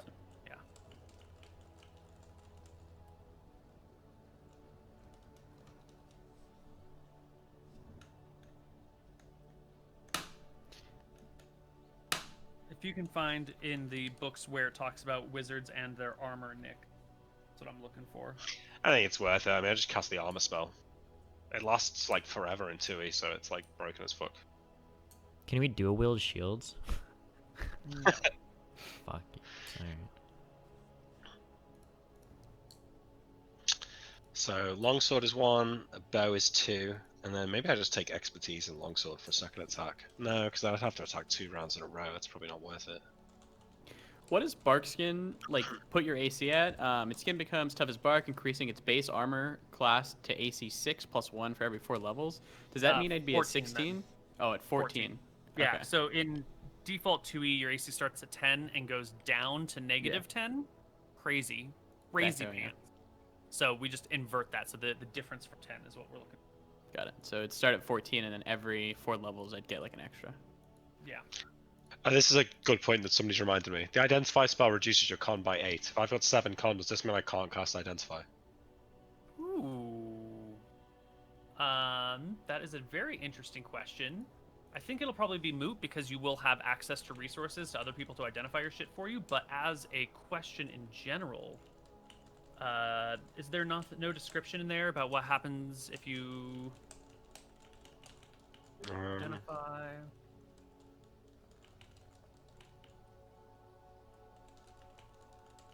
Yeah, you fall unconscious. If the 8-point drops a spellcaster below 1 con, he falls unconscious. Consciousness is not regained until the con is restored, which takes 24 hours. Yeah. So you just pass out. Alright, maybe I'll switch con and perception. Maybe I'll put 12 charisma, 10 con, and 7 perception. Could be funny if you cast Identify, you just pass out. Yeah. No, I mean, you're kind of out of action for 8 hours anyway, because you don't want to go rolling around with 1 con or 3 con. But just passing out seems a little bit. It's a little scary, right? Yeah. Well, you're also probably not going to be identifying things in the middle of a dungeon, right? You'll be identifying things in the safety of your home, in the castle, in the city. So. I think I like having 12 charisma more anyway. This is fine. I'm used to having 7 perception, so fuck it. Your proficiencies are immutable, right? You're not allowing us to use like weapon proficiencies for non-weapon things, so we don't use them all or something, or. The extra proficiencies you get based on language can be used for either because you are a multi-classed fighter. Normally, your extra proficiencies from language only apply to your non-weapons, but because of your multi-classed fighterness, you can use them for weapons if you would desire. Also, there is an expanded list of non-weapon proficiencies. If you'd like, it includes all of the normal ones plus some others. I will link you that shit. Do you guys think that there's like merit in us specializing in different main hand melee weapons? Like one Probably, unironically, yeah. Well, it would give us the ability to use a greater variety of magical weapons if we find them, right? Mm-hmm. Yeah. And then it would but it would limit our ability to share weapons. So I don't know. See, but I think like I'm never gonna take the main hand melee weapon. I think like if we find a great longsword, It's or- probably going to the fighter, bro. Yeah, That's my yeah. guess. Yeah. But the second best longsword? What if you find 3 magic swords, right? Yeah, exactly. So I'm still gonna take longsword proficiency, is what I'm saying. Right. 'Cause- So arming sword is what most magical weapons are going to be. So it's a Yeah. great one for everyone to take. And then from there, if you want to cascade around and pick different shit, that's a nice way of doing it. So, do you want to focus more on the two-handed, Steven, or do you want to shield as well? Well, how are your backstab rolls? Can I backstab with two-handed weapons or No, I think it has to be a size small weapon to backstab. a size small weapon? Let me double check the rules. I'm trying to pull it off of my memory, which is Yeah, no problem. very fallible. I don't think that's true because Greg was backstabbing with a bastard sword in Hardcore Heroes. Well, they might have like ruled it for that campaign or something, maybe, right? Maybe, but we were playing rules as written that campaign, I think. So I think that should be allowed. The damage multiplier. Second, the thief cannot use it on this. There is no weapon size restriction. I would probably say like two-handed. You'd need one hand to do it. I think it would have to be a one-handed weapon. I don't think you could backstab with a two-handed sword. That just. Well, do you think that backstab is like, is it more of just a surprise thing? Because I mean, I think you could definitely surprise someone with a two-handed sword and get massive amounts of damage off. So the third part of this, let's see, hold on. The thief. Secondly, the thief cannot use it on every creature. The victim must be generally humanoid. Part of the skill comes from knowing just where to strike. A thief could backstab an ogre, but he wouldn't be able to do the same to a beholder. The victim must have a definable back, which leaves out most slimes, jellies, oozes, and the like. And you must be able to reach a significant target area. To backstab a giant, the thief would have to be standing on a ledge or a window or balcony. Backstabbing him in the ankle isn't going to be as effective. So it's hitting a specific spot, and I think like a two-handed sword. Well, I don't know. I guess you could two-handed sword someone's neck, right? I would assume so. Yeah, fuck it. It doesn't specify. You can backstab with whatever you want. Nice. What's the take as my last weapon proficiency, Neil? Longsword, two So how slots many in you have? You have 4? Yeah, I've got longsword and 2 slots in bow because I think a bow is great for a wizard, Yeah. which you can't normally get. So I'm probably gonna go spear, shield, arming sword is the long sword, yeah, Arming sword, longsword, interchangeable. and then I have one Longsword's left. a misnomer, is the issue. We're just correcting it. So do you think I need dagger, Neil, to be a wizard? I think dagger is a fantastic non-weapon proficiency, Weapon. or a fantastic weapon proficiency. What else is there? Like, Well, Like- staff. You're probably going to come across a magic staff at some point as a wizard. You're going to want to be able to use that. So one slot, and then spears, one slot. you're not gonna fight with the stuff, are you? Although if it's giving you permanent bonuses, you're not gonna want to sheath it either. I mean, if you've got a +2 staff that also does spell effects, you know, Yeah. Are there staffs that do spell effects on hit? Like, do you just pop someone with it? spell effects on hits, channeled spell abilities, all sorts of stuff. Yeah, good point. Good point. I think, yeah, it's practically a requirement to take a staff. Okay, longsword, bow, and stuff. I can get dagger later. Well, it's like another common weapon that's one-handed. Maces, especially for clerics, maces or flails, that sort of thing. Maces and flails are different, correct? They are different. Maces are more common than flails by far. I'm gonna go with flail though, because that sounds fucking more badass. Okay, so to read the proficiency table, table 34. So warrior starts with 4 weapon proficiencies, and then it says number of levels 3. Does that mean starting at level 6 I get 4 more, or how does that work? Every level divisible by that number. So at level 3, you would get an additional 1. Oh, hey, you're all level 3. You at least get an additional 1 weapon proficiency. Oh, boom. Oh, okay. Okay, so we have one more now. Every Yeah. 3 you get 1 more. Okay, gotcha. And Throw it then in so the then mace. non-weapon. Okay, and we're not combining the proficiencies we get for multiple classes, right? So like for instance, no, you like take the best. you take of the two. best. Okay, gotcha. Yeah, and the best progression rate. And the best progression rate. Okay. So I have a shield proficiency. Is there also? I can't remember. Is there also fighting style that you can throw a proficiency in for shield and Yeah. what was that called again? Shield, weapon, and shield fighting style. I'll take that as a thing then. You can read them. It's in Player's Option, Combat and Tactics, Chapter 4, Fighting Style Chapter 4. Specializations.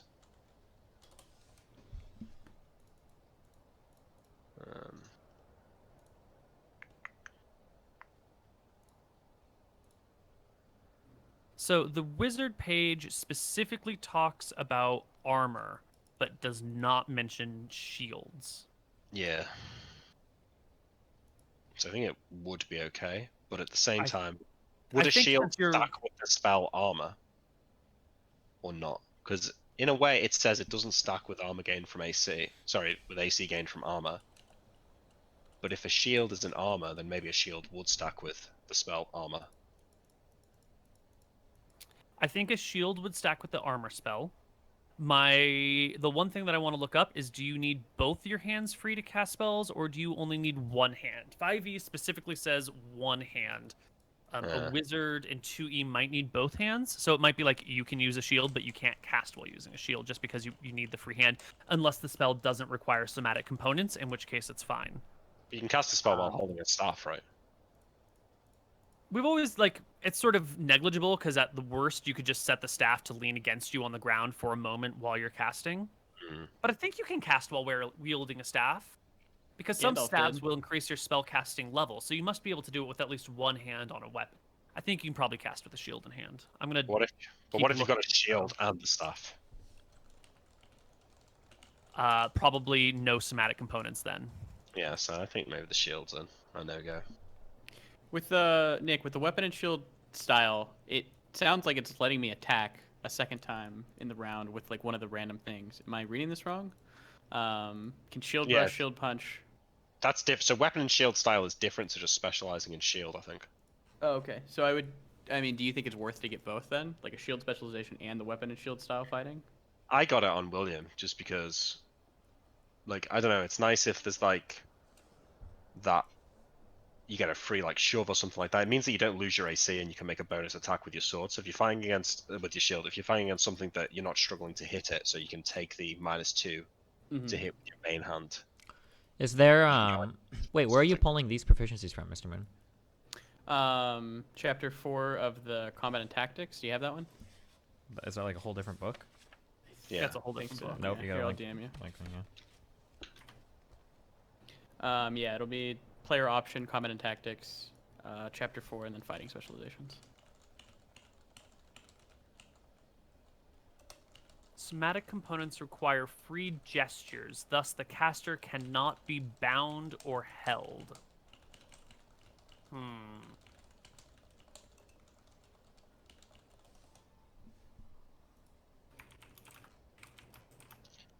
know it sounds kind of stupid, but just the idea of a wizard casting spells with a shield just kind of sounds lame.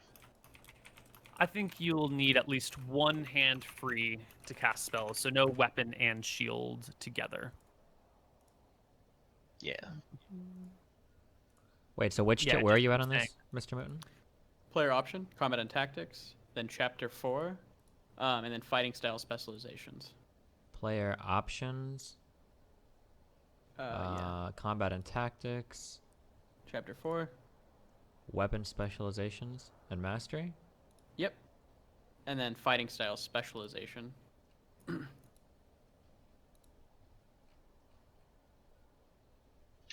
Oh, holy shit. And these just use one proficiency slot? Yeah. Are these considered, So these are all part of 2E or whatever? Yeah. Yeah, are you looking at the combat options stuff? Yeah. Yeah. Why the fuck is none of this in the normal book?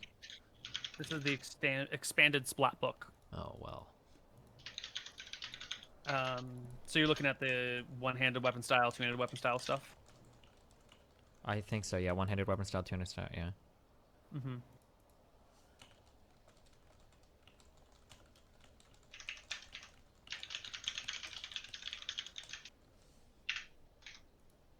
Do we get any proficiencies, non-weapons for free, like reading, writing? Yes, you will all start with reading and writing, literacy for free because you are nobles, and you will all start with etiquette for free because you are nobles. Okay. We start with And literacy. Do we need to? writing. Do we need to write these Have down? these, yeah. Yes. Do you put these under non-weapon proficiencies or? Yeah. Yes. So literacy, etiquette, How to spell this fucking word. And horseback riding. Does it matter what stat we choose for any of these, or? Yeah, they're specific. All Etiquette, etiquette charisma. is off of your charisma. Horseback riding is wisdom, willpower, and then there's some modifiers which will apply. Gotcha. And then think literacy, horseback it said NA. So Yeah. It's just You'll something- never make a literacy check. Unlike 5th edition, 2nd edition is usually if you have this proficiency, you can just do this thing, and you only need to make checks in rare circumstances. So I if we're in can't like imagine- if we were in like a rushing river, we would have to make a swimming proficiency check if we have swimming as well. Right, if like you're trying to swim to shore during Yeah. the storm, you might need to make a swimming check. But if you're just like swimming, it's fine. Yeah, if you're just crossing a river, like that's normal, you're good. It's just as long as the conditions are not too terribly adverse. And if you can't swim, would it be a dex check? No, you just can't swim. You just can't do it. Okay. You just can't swim. Yeah, if you like get into water where you can't touch the ground, you'll just start drowning. Yeah, I'll be having a swimming proficiency for sure. We probably should, at least to some extent, like coordinate our non-weapon proficiencies. No, I agree. Do you Like think that we somewhat. all should have swimming so like we don't run into that issue? I mean, I'm gonna take swimming. Swimming is thinking one of them swimming. clutch things. Yeah, Yeah. it's Well, can we People swim in play- armor and stuff even if we have swimming, or how does that work? Or are we? No, I don't think so. No, they're. Let me look up Because the swimming rules. donning There are- and dothing or whatever makes it sound like even if we fall in with armor, we're gonna die anyway. So it would just be a wasted slot. Yeah. Like, someone should take direction sense. It's a wisdom one, so it's probably best for the cleric to take it. direction sense. Yeah. Let me see if I have this. Oh yeah, I should just have that. Never mind. I was gonna say maybe I can have the spell for it, but there's no reason to. One of us need to take mountaineering. Mountaineering. Yeah, probably you're right, actually. You think you're only going to need that? Well, we're going in It's tombs, quite right? useful. Yeah. I'll take mountaineering. Well, tombs are not mountains, though. Some I have tombs lots are of- mountains. Notably, fairly flat. Oh. I'm not saying you shouldn't take mountaineering. I think it's a Something to 2-slot think about, yeah. proficiency, though. So it's a. Is it? It's a one slother. Is it a 1? Okay. I'm just Yeah, looking at. maybe. I'm looking at the rule book. I'm not looking at your. Right. Is that okay? Yeah, that's Mountaineering is That's 2 in the. Oh, okay. In the player's handbook, it's 2, right? In yours, it's 2. In The mine, it's player's 2? handbook is Okay. one. Yeah. Oh. Yeah. Well, I What do you want me to look at now? Do you want me to look at yours? would prefer if you looked at the modified list if there are differences.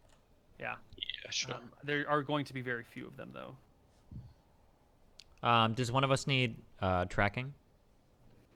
Yeah, can you grab that? Probably. Yeah. What's your perception? Mine's. My perception is 11. 13. Yeah, you should probably grab Perfect. the tracking then. Do you want to grab tracking and direction sense, or no? Let me check what direction. Since it's keyed off. Oh wait, direction sense as well. Never mind.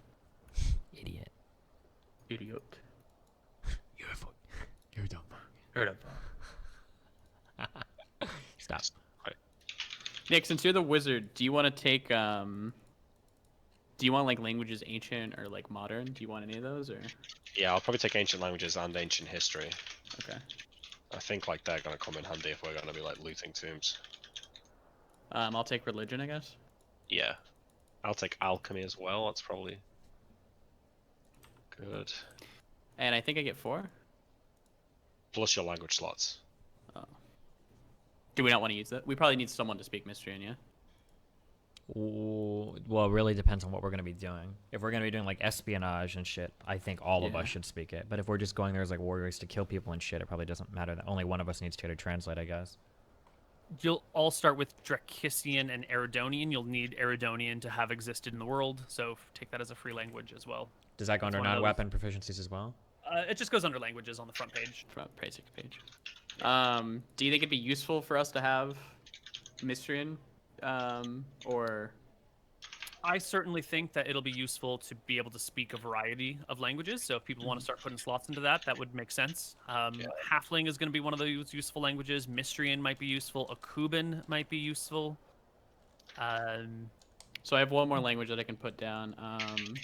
I'll take a Kuban since they're well-known sorcerers, right, or wizards. Well, wait. I think did Koibu said did we get Dracissian and And Eridonian. Eridonian. oh and Eridonian? Okay. How do you For can you free, spell these yeah. for me? No. I think like that, but Fuck yeah. I typed it in. Eridonian. Yeah, that's right. Eridonian for Eridonian.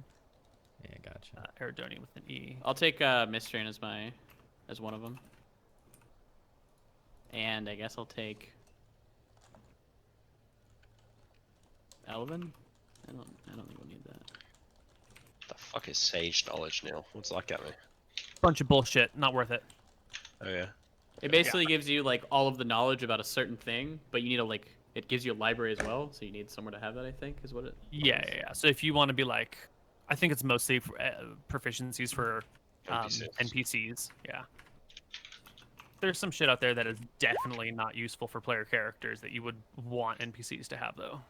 So if you want to learn for those two wait, are you gonna be a halfling or are you just learning halfling? Just learning halfling. Oh, We're okay. all humans. We're all humans. brothers. Yeah. We're all 3 brothers. Wait, so are you using proficiencies to get Mystrian or? No, I just I'm able to have 2 languages off the bat, so I don't need to use non-weapon proficiencies for these.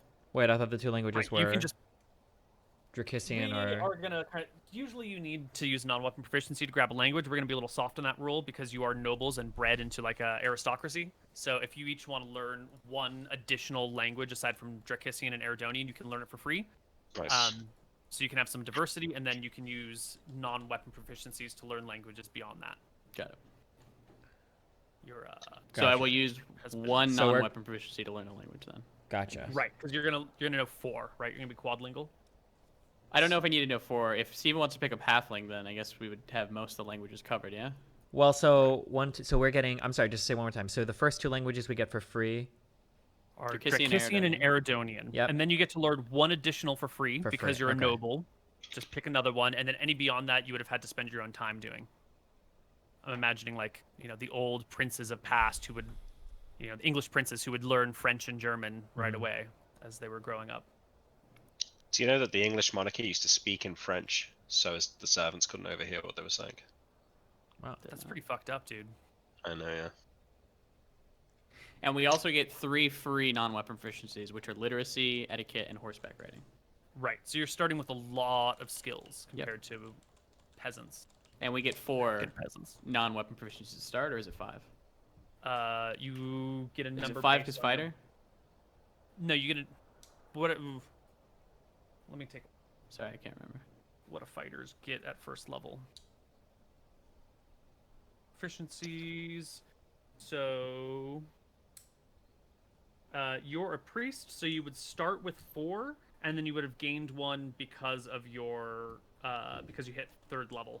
Got So it. you would start with 5 plus your language plus the 3 that were given to you for birth. Awesome. So am I getting another one at level 3 fighter? Yeah. Getting another what? Another non-weapon at level 3 fighter. Yes. Yes, you would have started with 4 because you're a wizard, and then 1 more for fighter level. Cool. What other non-weapon proficiencies do you guys think I should take? So I think literacy, etiquette, and horseback riding are free. Tracking takes 2, and I believe I have 2 more to use for non-weapons. Well, I mean, we just need to fill in gaps. So I've gone for basically all the wizard stuff. I've got alchemy, arcanology, ancient history, ancient languages, spellcraft, and then swimming and animal handling. Rope use?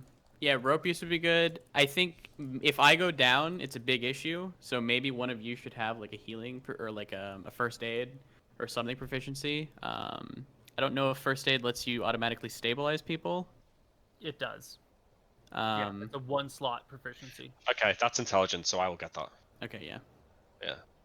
Because I'm not going to get it because I can heal you, but if I go down, I probably need to be stabilized. I think I have 3 more. No. Is spellcraft really worth it, Neil? I think in terms of playing a wizard, it's nice to have spellcraft, but So one more. Absolutely. And that way you can... What is a text spellcraft? you roll a check and you can basically identify what spell someone is casting. Yeah, that's super nice. Because then you'll, if you are, let's say you're doing some espionage moment and you see someone cast a spell and you know what spell it is, then you can place their level roughly, maybe. Or if you're in combat and a spell fails, you might know what someone is casting at you and know what they've used up. If you want to try and count spell slots, sort of thing. It's just worth it's 2 slots though. It's just like it's a lot. Yeah. You also, it's nice, but there's a lot of nice things out there. You know.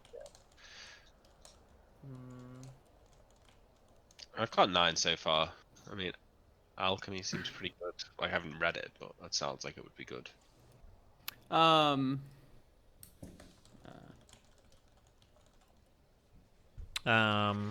one for me. I've got one more slot left because I've got tracking and rope use. And tracking is a 2 slot. Yes. Yeah. Okay. Actually, maybe alchemy's a waste of time. We could probably just find an alchemist if we need one. Tumbling could be really good for you. Yeah. Oh yeah, if you don't have tumbling, that's a beautiful skill. I might even grab it because it, I think you can fall 60 feet and have no issues. Yeah. It can also be really useful for getting AC if you need it. Do you guys think making unarmed attack? Yeah. Do you think torture would be good at all or no? Absolutely not. Okay.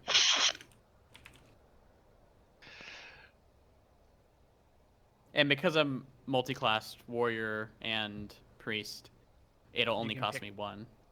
It'll cost you whatever either of those are. Yeah, you Got it. You have cross-class compatibility. Amazing.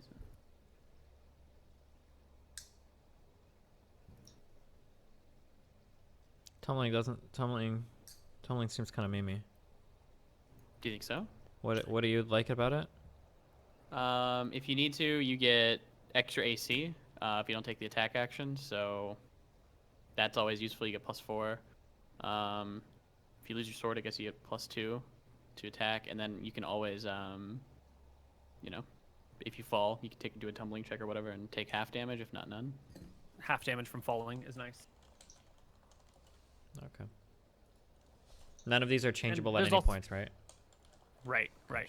Yeah. And there are a lot of things that you might be able to argue out of these. So, like, if you wanted to do a flying leap over your enemy, you would have more leverage to argue if you had a tumbling proficiency than if you didn't.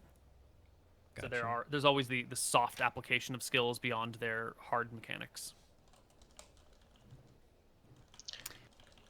And falls in 2E, I think, are 1d6? D6 per 10 feet. Yeah. Which is a lot of health.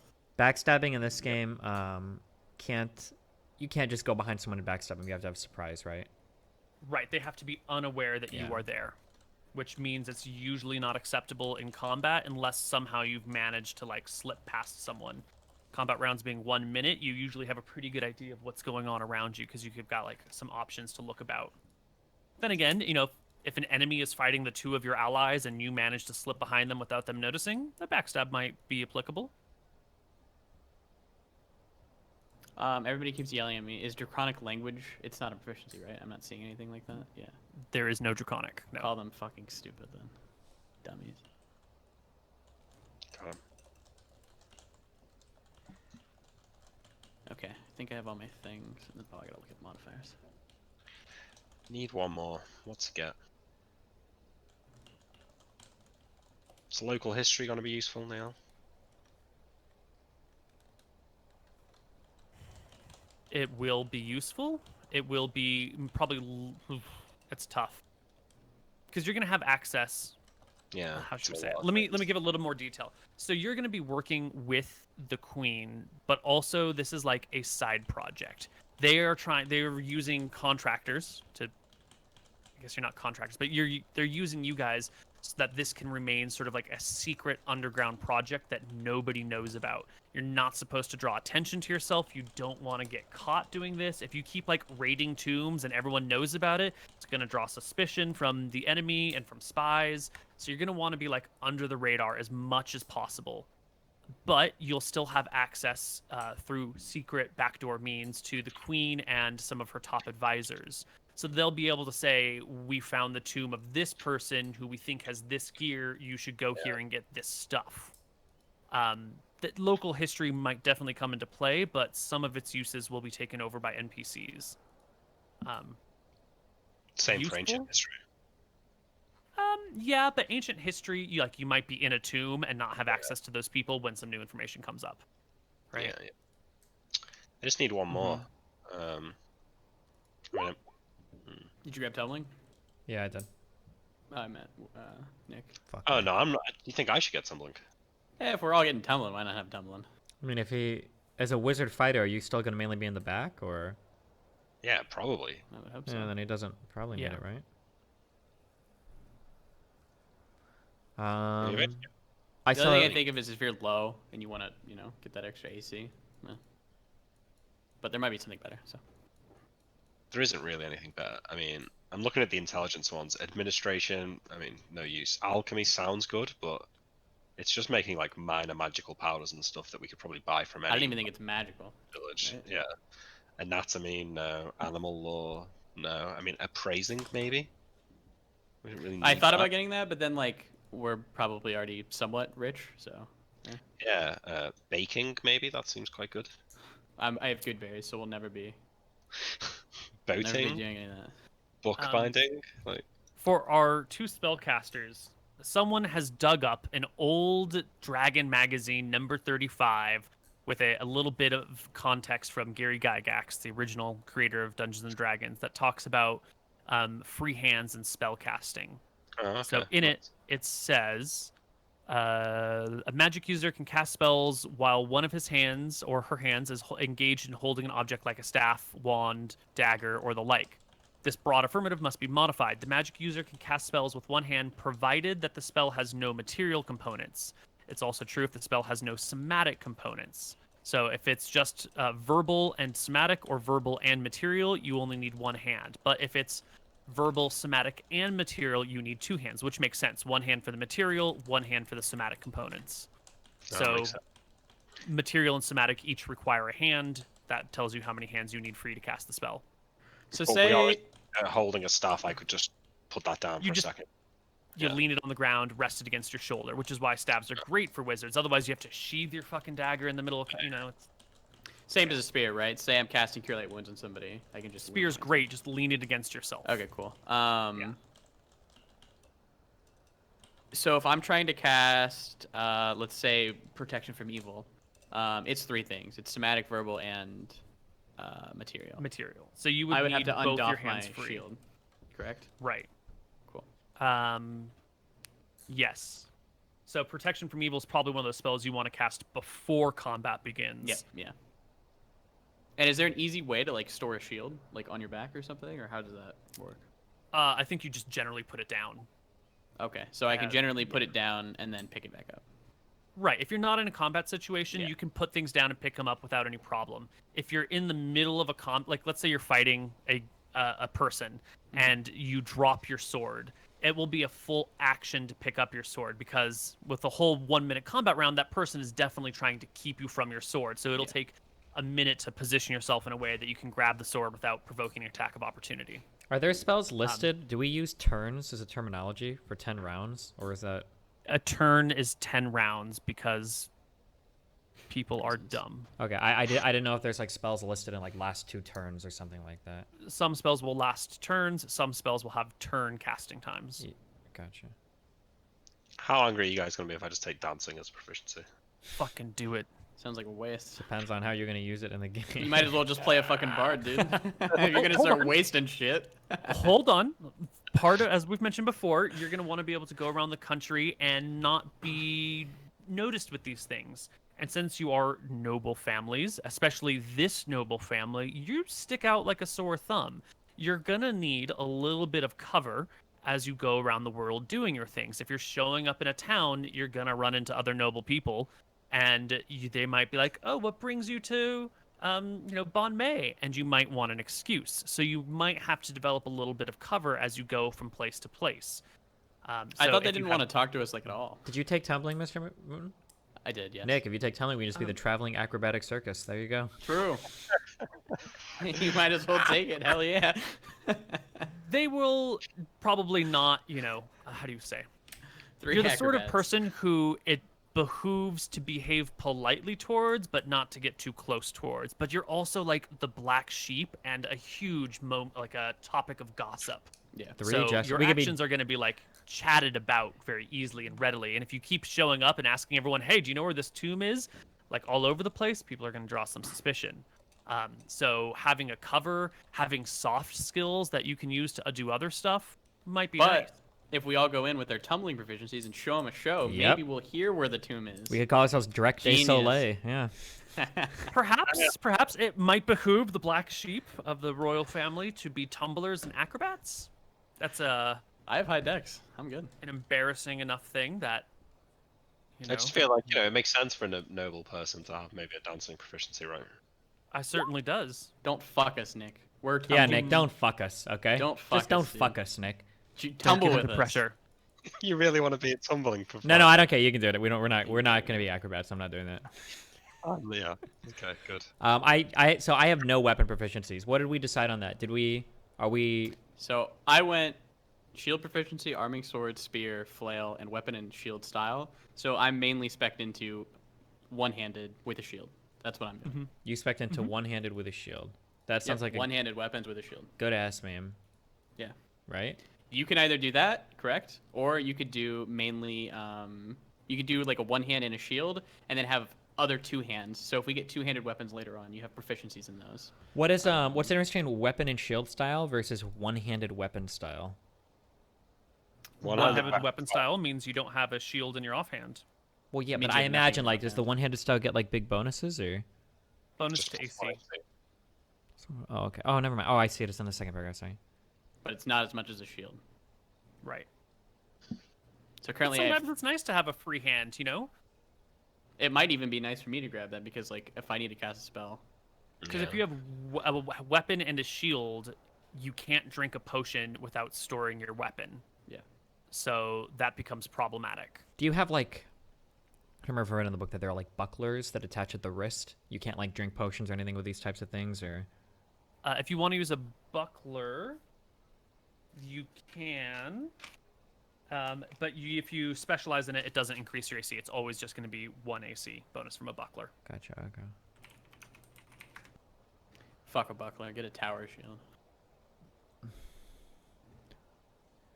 Shield rush, shield punch. So are you gonna use all this like shield rush, shield punch, block, all of that shit, or? You It can if you seems- want. They're not always all that effective, not until you hit higher levels, but they can be useful from time to time. And a shield gives you plus. It really is +3. It'll be +2, and then if you do the shield proficiency, which is different than the fighting style, it'll give you an extra +1. So it would be +3. Right. yes. Right. A medium shield will give you +3 AC and weigh 16 pounds. Jesus. Yep. You will be encumbered, but that's okay. That's fine. Combat rounds are 1 minute. You can move 120 feet if you're unencumbered in 1 minute, so you can get anywhere you want on the combat field. If you're encumbered to light encumbrance, there are no combat penalties, and you just move a little bit slower. One thing to think about with tumbling, you can only do it if you're lightly encumbered at a maximum. So if you're medium encumbered, you can't tumble, which can't give you the 4 AC. How do you Right. get to medium encumbered? You just have more weight on you. Yeah, if you go to your gear tab, it'll show you what your encumbrance levels are. So you need to carry more than 69, but less than 93 pounds to be mediumly encumbered. Does this count your base weight or no? No, this is just your gear weight. Gotcha. Okay, just making sure. Okay. I took heraldry as my last one. I think that's quite Ooh, useful. that's nice, actually. Yeah. Announcing the party. Oh, not announcing. Recognizing signs and symbols of other families. That's Yeah, pretty that's useful. too. Yeah. Yeah. Yeah, I took religion as one of mine. Okay, I think I'm done with proficiencies now. If you want me to read them out for chat or something. Yeah, let's see what you got. Okay, so weapon proficiencies: longsword, bow, which is 2 slots, staff and dagger. Mm-hmm.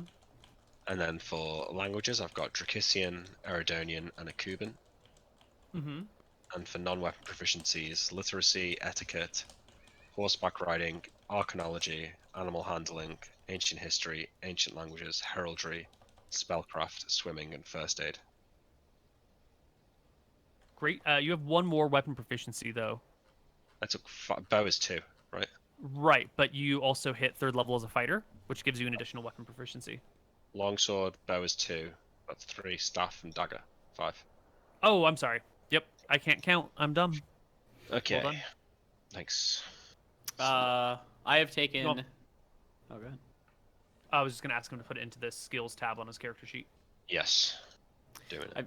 For non-weapons, I have literacy, etiquette, horseback riding, swimming, direction sense, religion, and tumbling. And then my languages are Dracissian, Eridonian, Mystrian, and Halfling. And then for weapon proficiencies, I took shield proficiency, arming sword, longsword, spear, flail, and then weapon and shield fighting style. I think you have one more. Hold on, you've got from non-weapon. You've got 1, 2, 3, 4, 5. Oh no, 6, including the extra language. Wait, 1, 2. You've got 4 non-weapons that you took, right? And then the extra language, which would. And then the language gets 5. Okay. And that's how many men I thought, right? Yeah. And then 1, 2, 3, 4, 5 from weapon, which includes the. You should have one more because your languages gives you 2 extra proficiencies. Oh, okay. So I have one more. You should have 2 more. Yeah, you should have 2 more because you get 5 weapon proficiencies, which you've done. You haven't included your 2 from language, so those can go to weapon or non-weapon because you are multi-classed into fighter. Oh, so those extra 2 languages. So one of those went into languages, but I still have another one, so I have 2 more weapon or non-weapon proficiencies left. Aside from the things that you automatically start with, you should have gotten 5 non-weapon, 5 weapon and 5 non-weapon, and then 2 flex. Got it. Okay, cool. So I have 2 more. Got it. Yeah. Fuck. Do you think it's just good to take those into like weapon proficiencies then? Be like a more jack of all tradesy thing? Nick, or do you think I should grab some more non-weapon proficiencies? I don't know. Like, the only reason I see in taking like additional weapons is if we do find some sort of like badass random weapon, but you're just guessing at that point. Whereas like a proficiency could be useful, like juggling from day one. Some of them do seem seemingly useless, but. Let me look at the proficiencies a little bit more. Yeah. Oh, fire building. Somebody should probably have that. Yeah, that's a great skill. So I'll grab one of those. Try and pick proficiencies that align with the stats that you've got. High rolls in, you know. Oh yeah, that's true. That's what I've been doing. Yep, fire building's wisdom. Great. And the modifier is -1. Does that mean 0? Wisdom -1. Yeah. Yeah. Yep. Okay. And one more.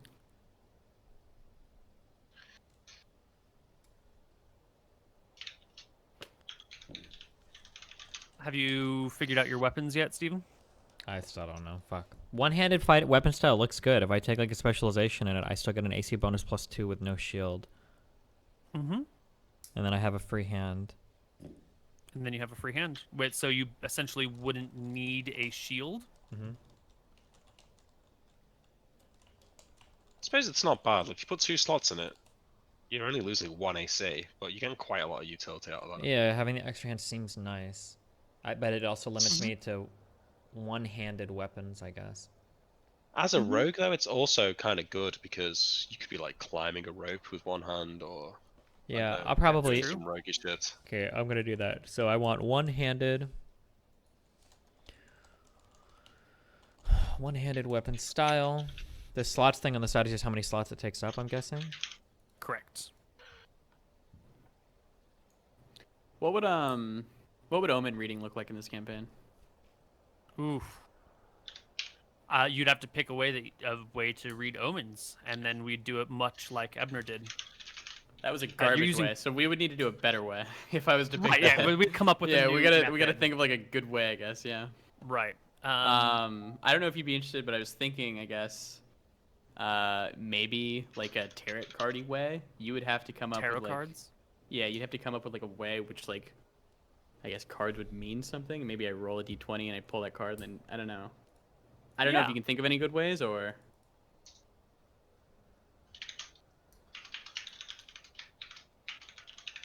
Omen reading is a tricky thing, right? It is. Because it can be super fucking powerful, or it can be complete trash depending on your ability to interpret it, which is sort of a part of the role. It's really swingy.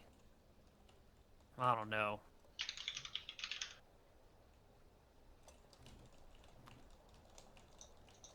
It's also like asking the DM to tell the future, which you can't necessarily always do. Right. Yeah. Like, oh, is this going to go well for us? Maybe. I don't know. Yeah, it's one of those like, let me get a hint from the DM about things, Yeah. which is nice. But it's hard to do without breaking the game and being like, yeah, don't fucking do that. I'm totally trying to trap you into this. Okay. I don't know, maybe we should Alright. just avoid it. It's so Let's complicated. avoid it, and I'll just go with like a Yeah, gaming proficiency or something. nice. Gaming's fine. Get to that family drunken history. Yeah, that's charisma, so it's fine. Nice. You get a +1? Love it. No, I need to sort spells out. No. And then we're still doing 21 is, the number usually. 21 is yeah. I like that way a lot more than like how I think how 5e does it, where you kind of just set the DC. It's usually 21 in 2e. It's kind of nice. Yeah, it's a pass-fail, and then sometimes there are penalties applied to it. Yeah. So Neil, I'm still getting this thing on the 2e spells list where I've clicked on wizard spells, but I'm still seeing stuff like Barkskin. Which is a There cleric is spell. I think there's a wizard bark skin that I introduced. Oh, okay. I think so. Because I think if you look at that bark skin, the book it's under is like not a real book, right? Oh wait, no, hold on. Yeah. Barkskin source has no blah blah blah. Yeah, this is a custom barkskin spell that I've made, and if you read the description of it, it's very different. Okay. Imagine not taking color spray. Imagine. The best spell. What does color spray do? It blinds them, right? It just knocks them Knocks them unconscious with no save. I have No one person. save. Don't worry. Me too. Yeah, that's some good shit. Oh yeah, you were talking about like convincing me on maybe the god stuff, Neil. Did you have any stuff about that? Right. or- So you're the deity that you want to be a part of. So your family is known for their drinking and gambling. Yet, since Vala has come in, the family has been somewhat restored, and you are her children. So you don't have to be the same loutish people as your grandparents and those before. So I was going to suggest maybe something in the realm of Jexel would be appropriate, but Jexel Oh. doesn't have any healing, so I don't think Yeah. you're going to go down that route. I would not go down that route now. Yeah. I don't want everybody to have to wait like 3 weeks to get back to HP and stuff.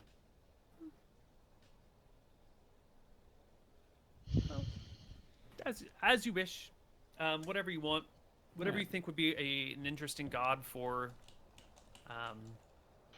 your social situation that you will start in.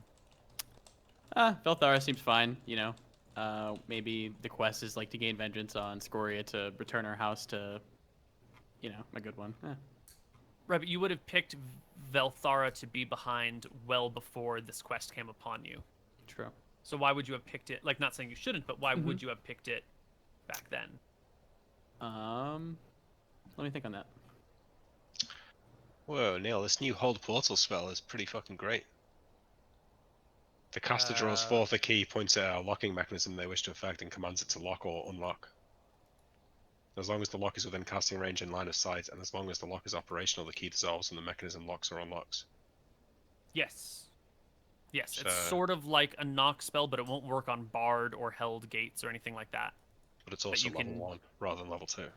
Right. So you can open things that have like regular locks. But if it's like a rusted lock that's 1,000 years old, it probably won't work. Mm-hmm. Or if there's magic on the lock, or there's a lot of circumstances which might change it. There's a lot of new spells. Can I defer my spells until the first session? Or do you want me to roll for Certainly. them now? Pick what you want. I think we're gonna be here for a little while. Look through it, take your time. I think it would make sense if I went Velthara because like the family was treated pretty fucking shittily, and maybe wanted to take vengeance upon people who has wronged the family in the past. So maybe like an embittered cleric. Very bitter cleric, yeah. Did you watch Ratatouille? Yeah, but it's been a while. Like Anton, like he's kind of like he was the food critic. He was like, yeah, kind of like that. Pretty bitter. God, you're right. That hold portal spell does sort of. That seems a little broken. Maybe. I think it seems a little too strong. I think it's a little too strong. I think it should just be The regular hold portal is... Regular hold portal just like blocks a door from being openable. So if it just locks a door, it's not as good as hold portal. Yeah. Why don't we skip that one for now? That a lot of these newer spells need a little bit of a adjustment. So what's the difference between an expertise and a specialization? Expertise gives you the attack rate. Specialization also gives you bonus to hit and damage. But expertise can be taken by multi-classed fighters or, other things. Gotcha. So, okay, so if I do one-handed weapon style, I can do my weapon proficiency. That's 2 slots because you can do an extra slot to get +2 AC. Right. Then I can take Right. longsword as a weapon proficiency, and then I can do one more for expertise in swords or long swords. Long swords. Yeah. Okay, and then that's 4 slots. So then I'd have 1 left. I think start with 5. You would have 1 4? left plus the number of languages you can speak. Wait, what does that have to do with that's in weapon proficiencies or? On the basic tab under your intelligence, there's a number of languages you can speak. That number also doubles as bonus proficiencies that you can start with. And if you're a fighter, you can apply it to weapon or non-weapon proficiencies. Gotcha. Okay, and I can't roll any of those I can't roll my weapon proficiencies into like more languages, can I? Those 3 from language you could if you wanted. Those 3 from no. Like if I've got an extra weapon proficiency that I don't want to use, could I learn a language with that? No. Your weapon proficiencies are just weapons. Yeah. Gotcha. And arming sword and a longsword is the same thing? Same. Okay. What's the other longsword is a historical misnomer. Gotcha. What's the other like most common type of sword you'd see besides a longsword? That's like a one-handed fighting sword. Probably a short sword. Gotcha. Okay. And unlike 5th edition, sometimes the length of your weapon will take effect. If you're in like a narrow hallway, like a 3-foot hallway, like a hallway you might find in a regular person's house, your longsword probably isn't going to be very effective. You'll fight with fairly strong penalties in a narrow hallway with a big weapon that you need to swing around.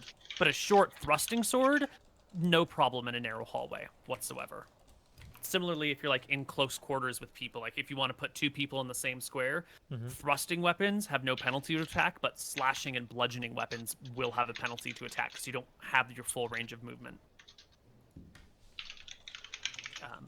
Yeah. Also, I see you trying to trick me into not taking magic missile, Neil, but I'm not going to fall for it. That's fine. Okay.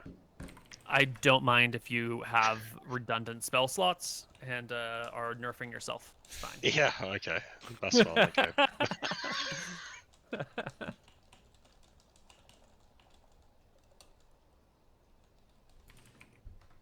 Is there a conquest god, Neil? Who would you consider? Bellum is Besides a god Bellum? of war. Yeah. That's the closest thing to conquest that I would say that there is. I'm between Bellum and Velthara. The only thing with Velthara is I can't really think of a reason, I guess, besides my family was shit on. Now I want to be vengeful, but I don't really want to be vengeful against the Drakissian people. So unless Scoria did some shit to fuck up my family, but it sounds like my family just fucked up. Maybe I'll go Bellum, but Bellum doesn't have Entangle, which is a good spell. Yeah. Have you thought about Velmontarius, god of justice? I did look at Velmontarius, and I can't remember why. Let me look at it again.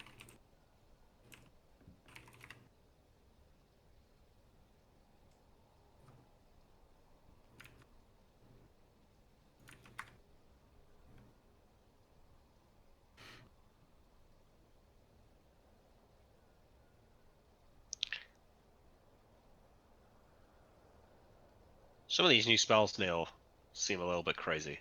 Some of them are a little bit wonky. Some of them are underpowered. Some of them are overpowered, and some of them need to be changed. Which one are you looking at?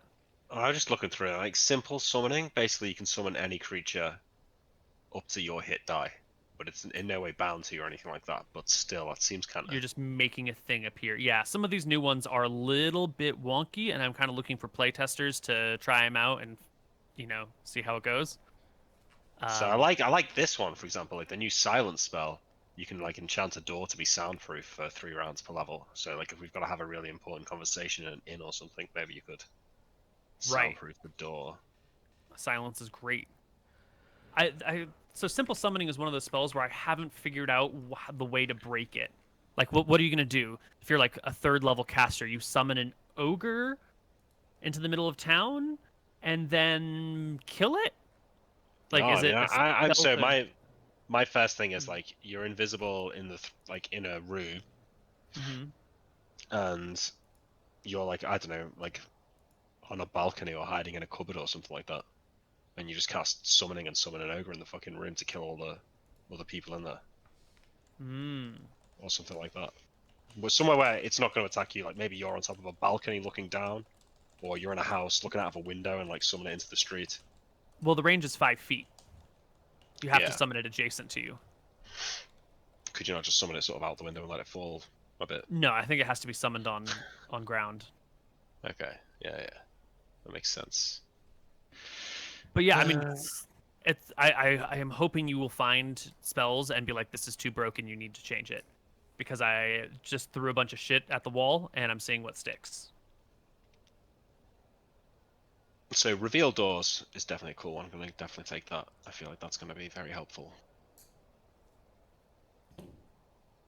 I think basically just to find hidden doors, essentially. What's the damage difference between a short sword and a dagger? Short sword is D6 to small, medium, D8 to large. A dagger is D4 to small, medium, D3 to large. So it's 1 point of damage difference. Gotcha.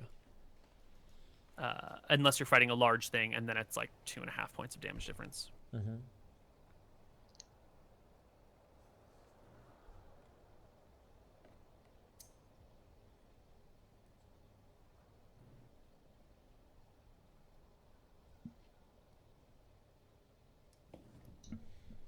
What else do I need to figure out for my character sheet?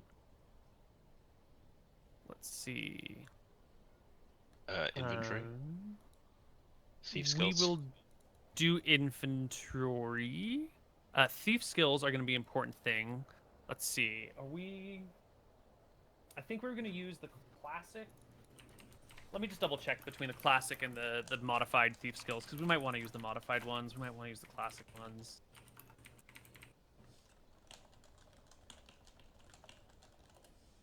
I think we're going to be doing a lot of dungeon crawling, so the find remove traps is really nice, which makes me want to go classic.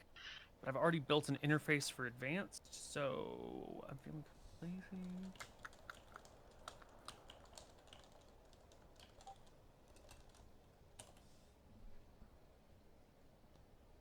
Let's go classic thief skills. Yeah, these are going to be fun.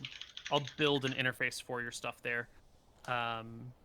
So you would just need to sort out your base skills and then modify them for the way that you've leveled.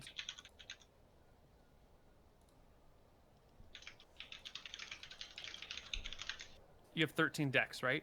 Correct. Perfect. So you'll just have the base percentage plus your points that you get to add. And I will make some notes to build out an interface for you on that one. How long has Scoria been like attacking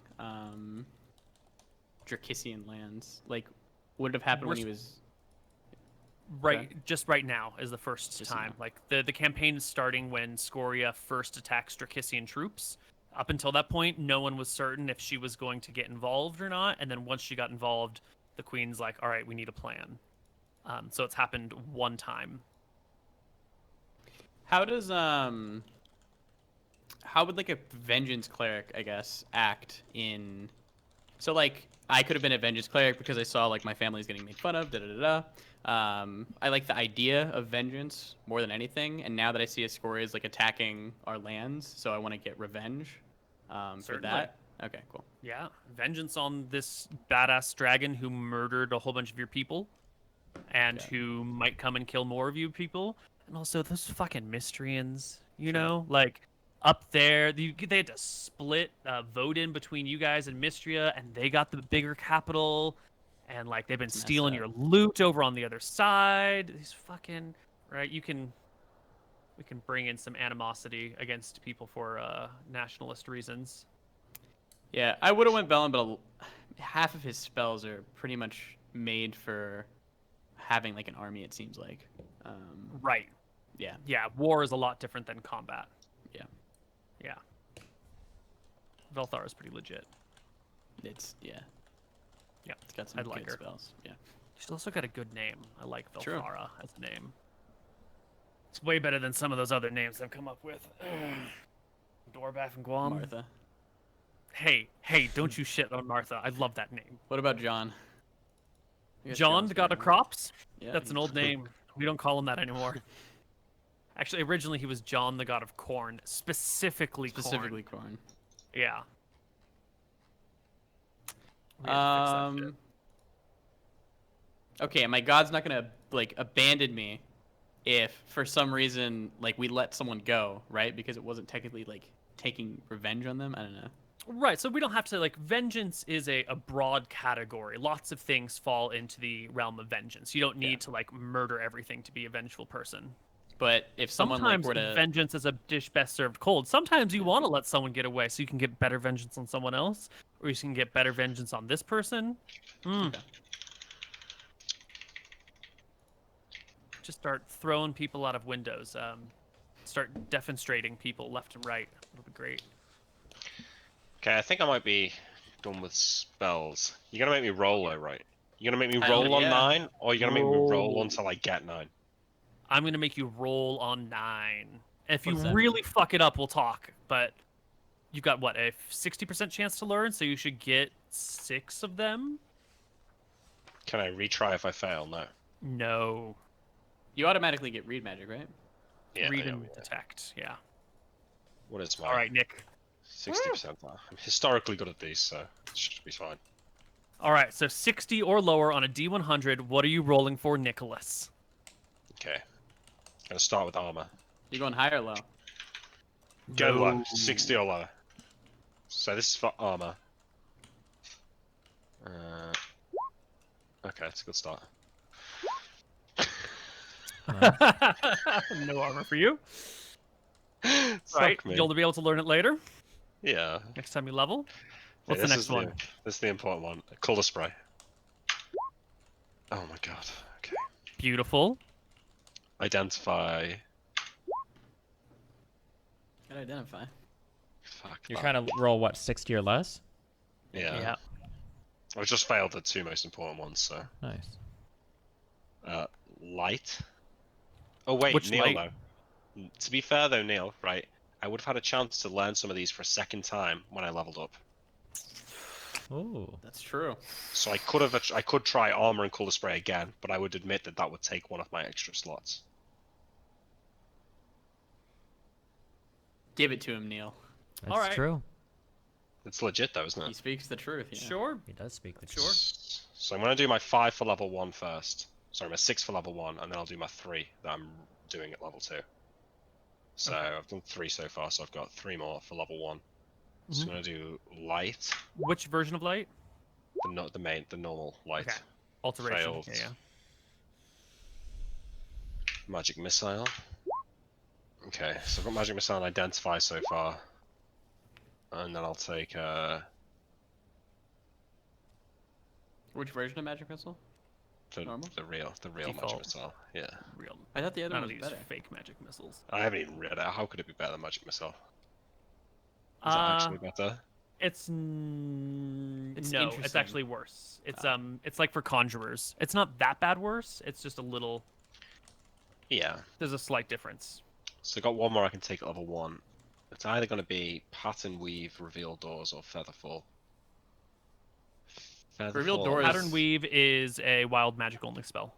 Oh, okay. So let's get rid of that. I thought it would have been quite cool for exploring dungeons, right? Like maybe there's like a stained glass window that's been smashed because it's really ancient, but you could get an image of what it looked like in the past. Yeah, super cool. Unfortunately, wild wizard only. Okay, so I think I could reveal doors then. I mean, okay. All right, so you've gotten kind of wrecked here. You passed 2 out of 1, 2, 3, 4, 5, Jesus. 6. Ooh. It's unlucky. This is bad, Nick. Well, you've got 3 more that you can do. Yep. So you've got I'm what, gonna 4 out of 7, 4 out of 9, and you can learn 3 more, so that'll bring it to 7 total. Well, if it's bad enough, we'll be soft. But Okay, I'm gonna I'm re-roll hoping color this last spray. 3 will be good. Oh my god. Re-roll armor. Oh my god. Oh my god. At What least you'll get the this. fuck? You'll get this last one for sure. At least. So pick I'll pick a reroll spell you last really one. want. Light. Oh my god. You ain't getting shit. Oh my god. Wait, so you have like what, like 2 spells? You might as well just Two drop the shitty multi-class at spells. this point. Yeah, you might as well. All right. So just be This a is fighter. definitely an unacceptable number of spells, Nick. And one of them's identify, and one of them you said was useless. So Man, I hope we find a lot of magical items for you to use your magic on to identify, I guess. just Okay. okay. Here's my argument. Right, my chance to learn for my level 1 spells should be 70, because it's in the presence of a tutor, and he'd give me a bonus of +10. So for those first rolls, the 64 and the 65 for light, and the 63 for reveal doors and color spray, like they would have passed because I'm with a tutor, right? So I get a +10. I Checks don't out. necessarily think that's how it goes. Okay. Well, I mean, what do you want to do? I know that you want to just leave me with it, don't you? No. I don't want to just leave you with it. Okay. You've been a bad student. Perhaps you've what are your skills here, huh? You're a naughty You've got boy. some of that you Good didn't take skills. dancing in the end. Alright, good skills. Yeah. Okay. I'm gonna just throw some stuff at you that your teacher would have tried to teach you, and then you'll just see if you pick them up here or there. So alarm. Roll for alarm. You just give me random. Fuck's I'm sake. just gonna give you shit. Yeah, well, hey, look, you had an option to do shit. You failed. I'm gonna. There you go. That's a good Wow. spell. Alarm. Great spell. Alarm is a good spell. Don't you? Are you shitting on alarm? How could you shit on alarm? It's useless. It's so good. It's not. Fine. Give him a good one, Koibu. I already failed all the good ones. You can cast alarm so that you know if anybody's coming while you're sitting there identifying a magical item. Actually, it works well. And then if they break in, you can cast magic missile at them. Yeah, but it only lasts 4 hours plus half. It only lasts 5 hours, and identify takes 8 hours to cast. So it doesn't even last a whole night right now. Let's see. You multi-class for alarm, I guess.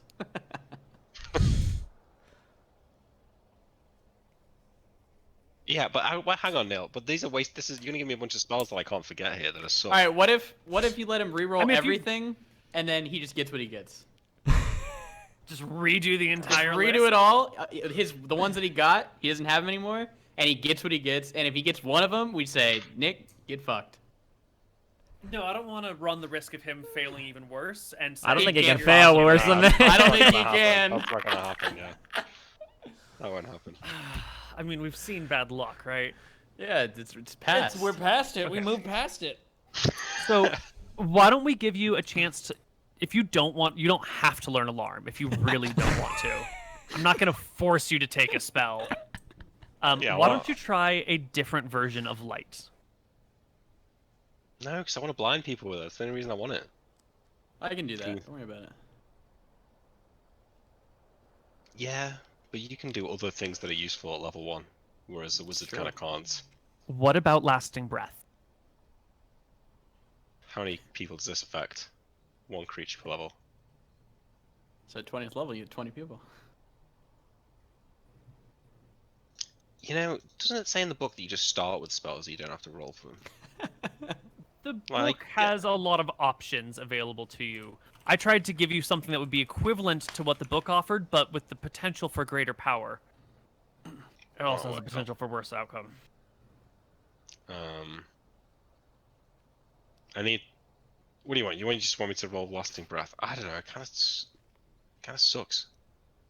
Fine, then we'll do Moon's suggestion. We'll just re-roll them all and. That's see a what good happens. one, Nick. That's a much better suggestion. I'll take that. All right. This is gonna be. We'll delete the things you've learned. Alrighty, hold on. Try over. Good job. You good were job. such a shitty student that he wiped your mind and was like, let's restart. All right. Start again with alarm. With I not alarm, feel sorry. bad about your first roll that's coming up though, so you might not want to do a good one. I think the first one is good. You should pick a good spell. don't. The I first don't one think is going to be in the it's gonna 40s, I think. This is armor. Oh my god. Nick, what are you doing? Nick, you're He's got the fucking our bad campaign. seed. Nick, you're already fucking our campaign. That's exactly what I rolled last time. Yeah, it is. That's fucking nuts. Color spray. Welcome to the welcome to the losers queue.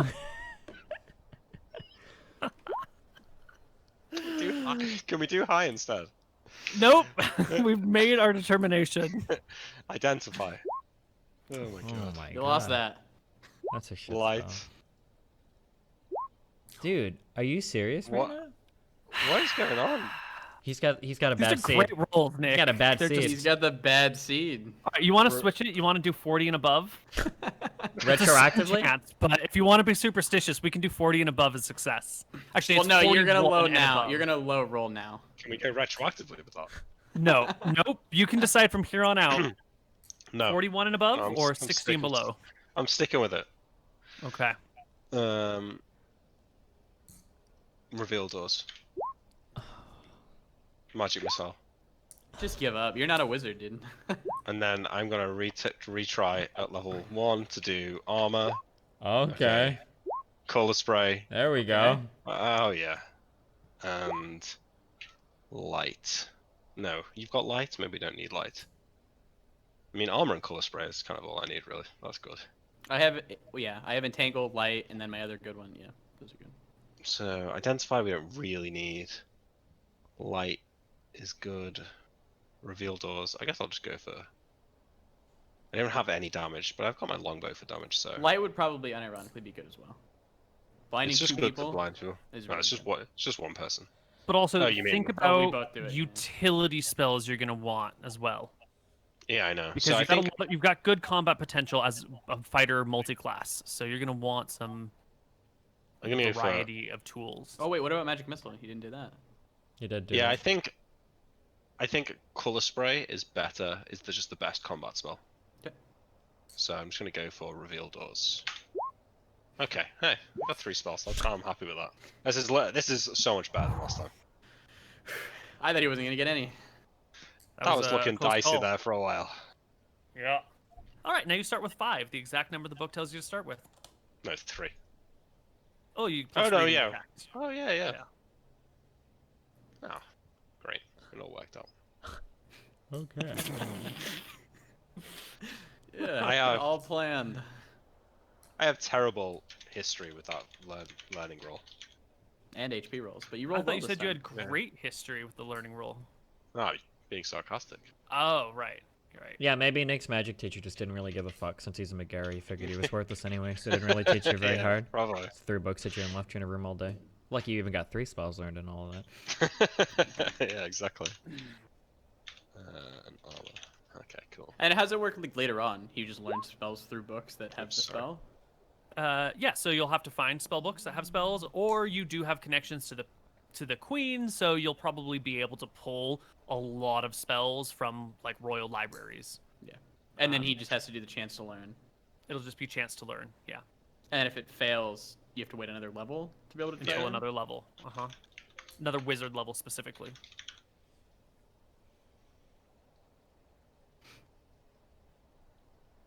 Interesting. Yeah, that was intense. Ooh. Funny. Rolling 2 100s on an armor spell is pretty. I can't remember if I've ever rolled a 100 before. No, wait. Maybe I did You rolled roll 2 and one then you once. rolled like a 99 or a 98 after. Yeah, I know. That was fucking nuts. Those were good rolls. Just when you needed them.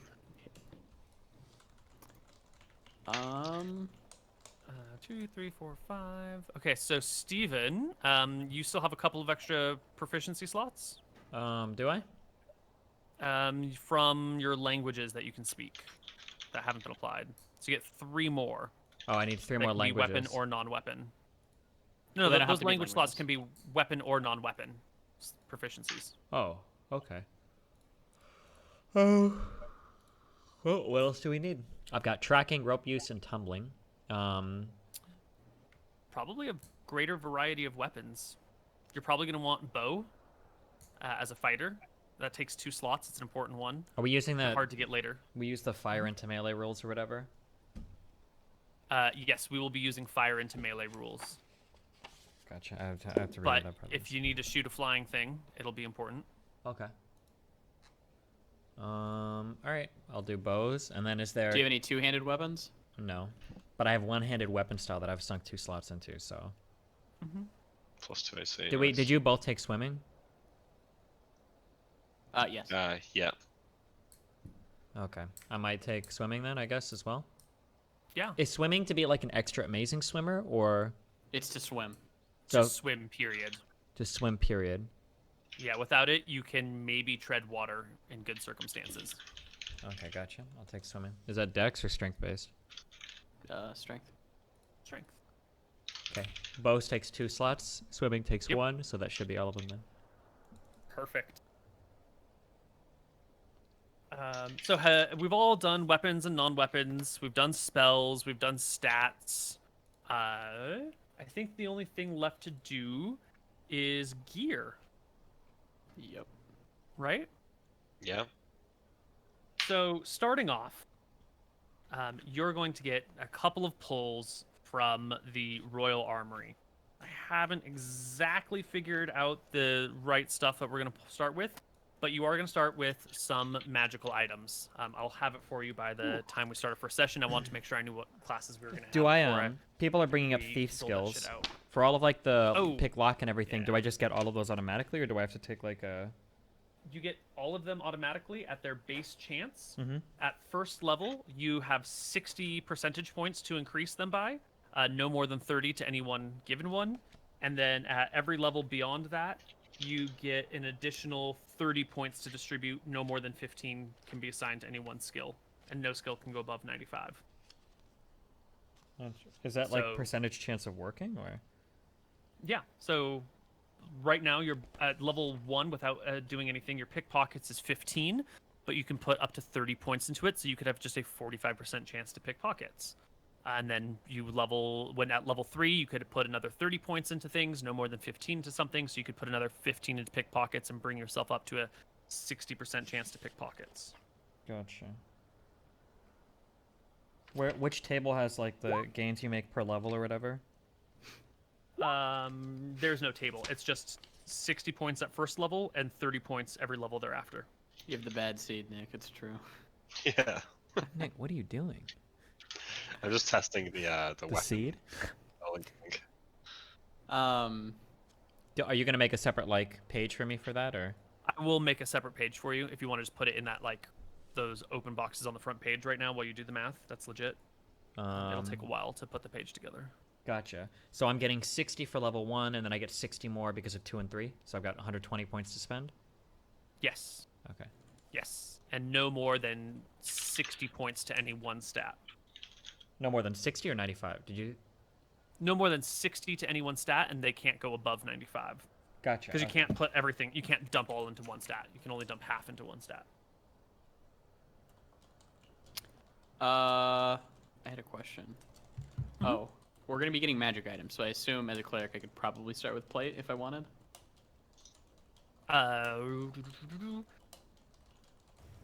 So we will be able to start you with at least a breastplate and like chain limbs. Got it. That will definitely be a starting position equipment.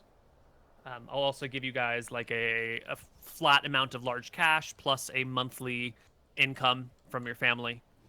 So you'll have money to spend without having to work for it. And of course, you'll also be picking up loot left, right, and center, I'm sure. But you're wealthy nobles connected to the royal crown, so money is almost never going to be an issue, unless you just aren't carrying any on you at the moment. Are we doing gear now, or are we gonna wait till next week for You can start with your gear now, and then I will modify? distribute some magical items, which can replace a couple of things. But you should figure out the gear that you want to begin with. So and consider no cost restrictions. Like, get whatever you need.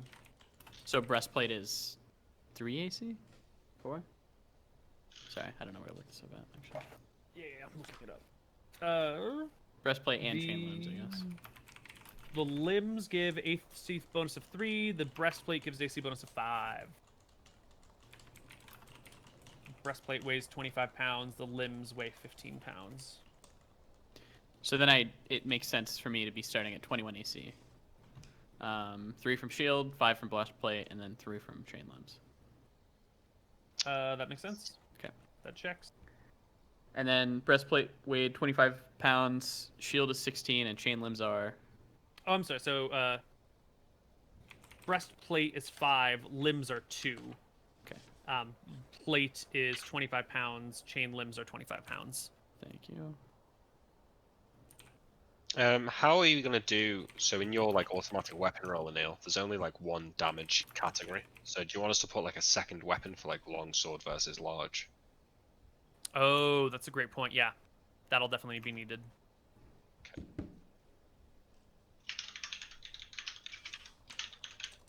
Okay, and then chain limbs was 2. Got it. 2, yeah. 20 AC. Weapon, I'm gonna start with a spear.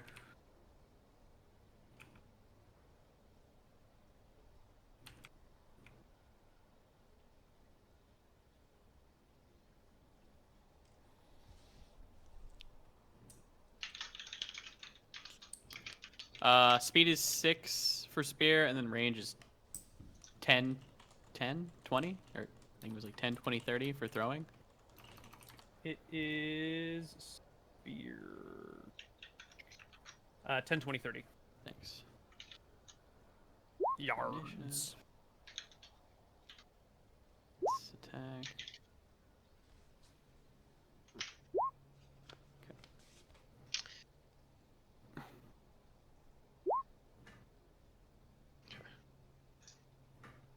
And you should all have a 2-hit bonus of 2 for your level. Oh, to hit and then none damage? None to damage, correct. Put the plus 2 hit bonus in the attack adjustment. And the above that to where you both put it. There's that like red box on the upper right side. From level, Yeah. right? From level, yeah. Got it. Because that way you can make a basic attack without having to worry about other stuff as well.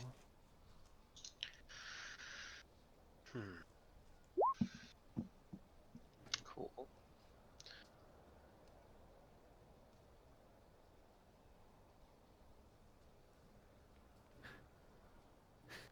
I'm gonna go the Cleric of Magical, okay, Koibu?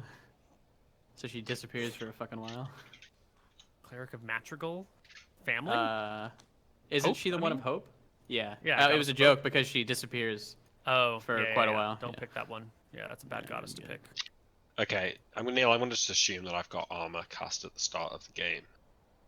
Something Sure. that we forgot about in Hardcore Heroes now and again is armor lasts forever until you take like 10 damage. So I'm gonna Yes. try and remember that, but you should try and remember it as well. I will. Ryan's been using armor in our Dice with Death games, so I am prepped and ready to remember this. Perfect. So, but I'm putting it in like the armor spell on my sheath as like an armor thing. So it's saying my AC is 14. That's perfect. That's what that sheet is for.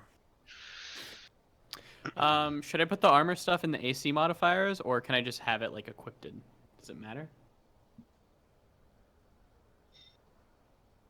Oh, you will want it equipped because it'll change your shit. Okay. Your shield you don't want though because shield is treated slightly differently, so there's a Got it. reason it's in the other blue box.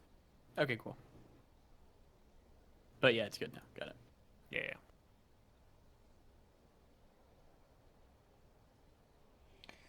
In terms of like what you guys would want me to have, so I have like I can pick pockets, open locks, find and remove traps, move silently, hide in shadows, detect noise, climb walls, read languages. Are we going to be running into a lot of traps this campaign? Is that You will something... be raiding tombs, so there definitely will be traps, which is a little unusual. You so rules is written you can't find like large mechanical traps. So things like if a wall comes in to crush you, like stuff like that, you can't detect. So is that something that?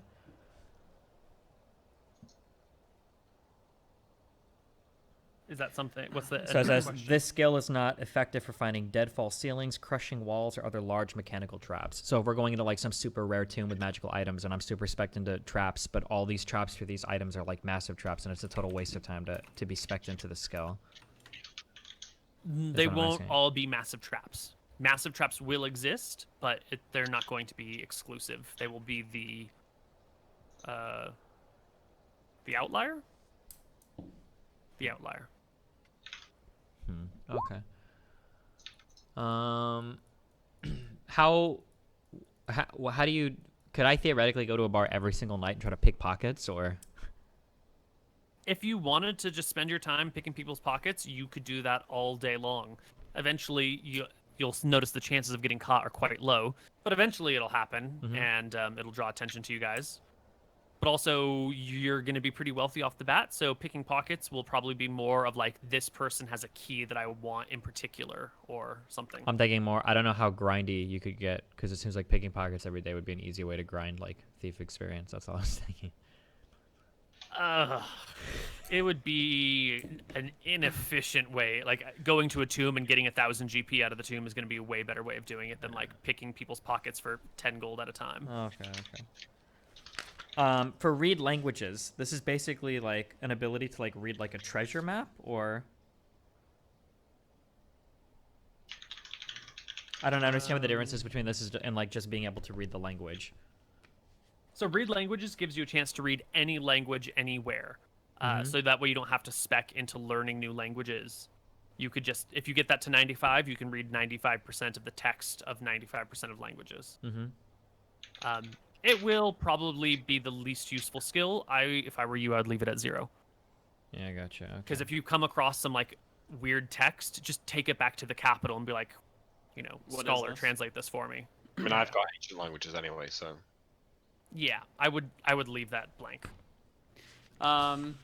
So say I have a shield and we're in combat rounds, and I'm fighting a guy. He's not going to be able to like walk around me to get to my back. I'm going to be able to move with him, correct? Right. So in combat, you will be able to keep facing your opponent and turn with them without any problems. And if they want to circle to your side, then you just keep facing them and following them. You're like engaged with them.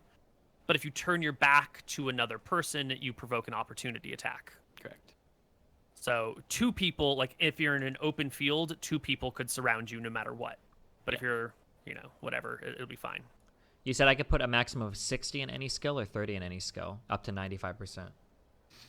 Half of what you get at any given level can go into one skill.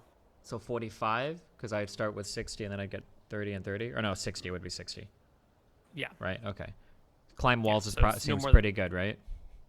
Climb walls is pretty legit. You could get that up to 95 right away. Okay, and then just so that I make sure that I understand this, climb walls, it says I can literally climb very smooth walls with no tools. Is that accurate? So if I literally vertical wall, I can just basically walk up the wall like a Skyrim goat. Very smooth surfaces without climbing gear. I think there's a rule, like very smooth is a specific descriptor. There is another type of wall that is unclimbable. Let's take a look over here. Climbing rates. Climbing surfaces. Where's the surface?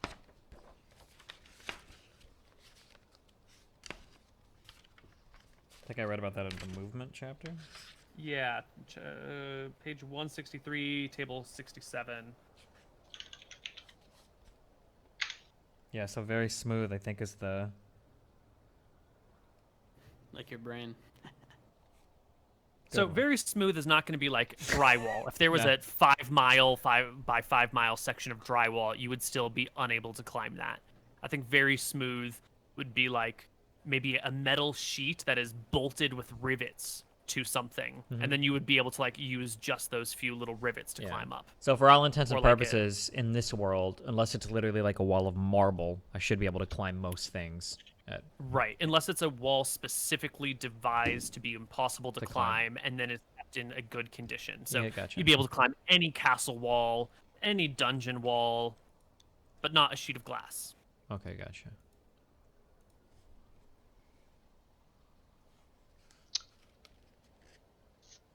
Can whoever's got the highest strength take stuff like a cooking pot?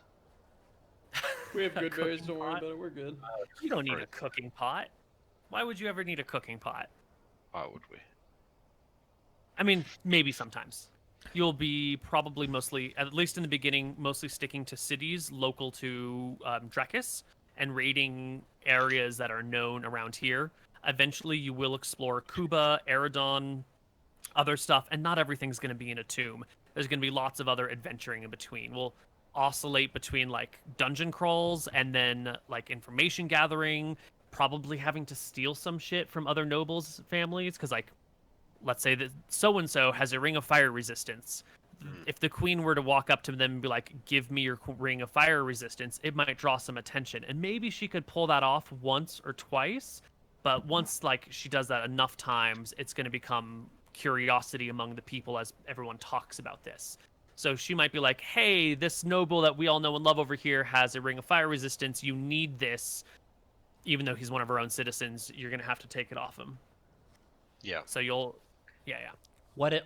Is everybody? So I have an ability for detect noise as a thief. Is everybody going to be able to make perception checks, or is detect noise going to give me like meaningfully more information about? Detect noise will be significantly more important than a perception check.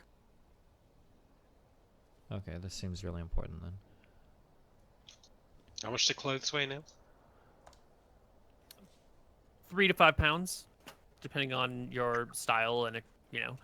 Do you want a cloak? Do you not want a cloak? Are you just wearing light clothes? Do you have heavy boots? You can sort of make up your own appearance. Okay, just slightly encumbered here. I'm medium encumbered, but that's life. Yeah, encumbrance is mostly going to be fine. You should expect to be encumbered. Cool. Can most people not sneak at all, or is move silently like an upgraded sneak? Most people's sneaking is going to be pretty paltry. How should we say?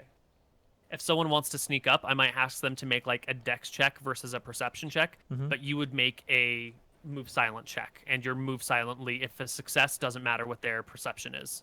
It's just you are quiet. Gotcha. And if my move silent is at like 45%, after everything, does that mean that I'm rolling like a D100 and on like a 65 or higher, or like 45 or lower or something, it works? Or on a 45 or lower, you move absolutely silently. Okay, gotcha. Now, it's also possible that you fail your move silently and that they also fail a subsequent perception check and still don't notice you. So a failure on move silently is not instant detection. Neil, I've put all my items on person rather than in. Oh my god. You got any like pro tips on how to amend this man. terrible problem? No. Okay. Wait, what items did you maybe put on? 2 different browsers so you can keep, or 2 different tabs so you can see it in both tabs and just copy from one to the other. But this is about all I got from you. What are all of the items you shoved on? Okay, dagger, longsword, longbow, sheath arrows, bedroll, backpack, whetstone, component pouches, clothes, hooded lantern, blanket, quill, quiver, spellbook, spyglass, black ink. You're going to want a tinderbox in order to actually light your lantern. Yes. And you might want some backup oil for it. Yeah. Or not. I was just about to put the oil on when I realized that I was Yeah. doing it on the wrong thing. Yeah. You will notice that, Lucas, you'll see that there are 4 different tabs. There's on you. Oh there's yeah, in I need in pack. animal. Yeah. Yeah. And that way your pack is automatically calculated, so you can like uncheck a box and say, I've dropped my bag. I'm no longer this encumbered. It's a Nice. way to manage our encumbrance a little bit easier. Less math in the long run. Hooded lantern is the one I want, right? Yes, hooded lantern comes up or goes down to block the light or to show it all around. A bullseye lantern focuses it in a very long beam directly in front of you. Yeah.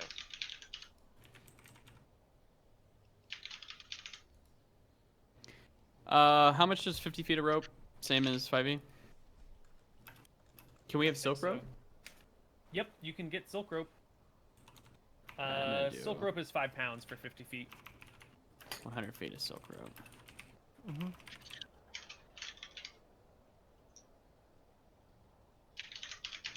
How are those thief proficiencies coming? I'm done with them. They should all be listed in my thing. Oh, okay. Detect noise, climb walls, move silently, find and remove traps is still pretty low, open locks, pick pockets, hide shadows. Cool. Bedroll's what? Love it. 3 pounds? 5? Yeah, 5. Double Yeah. check. 5. It's I think it's 5. 5. Yeah. What's the tinderbox, Nick? I haven't got that on yet. Negligible. Haven't checked that. Yeah, it's negligible. Sure. Oil is a pound, maybe. Yeah. Tinderbox is One's 1 pound. Oil is a pound. yeah. So bedroll you'll probably need sporadically if you're doing like long distance traveling, but for the most part you'll probably be like taking carriages from city to city. And staying in hotels and nice inns. So you probably won't need bedrolls to start. Not that you can't have it on your character as well, but Okay, I'm just gonna put the weight to 0 as signify I don't have it with the number to 0. perfect. Put Then that we on can just later. leave the weight at 5. Oh, and yeah. then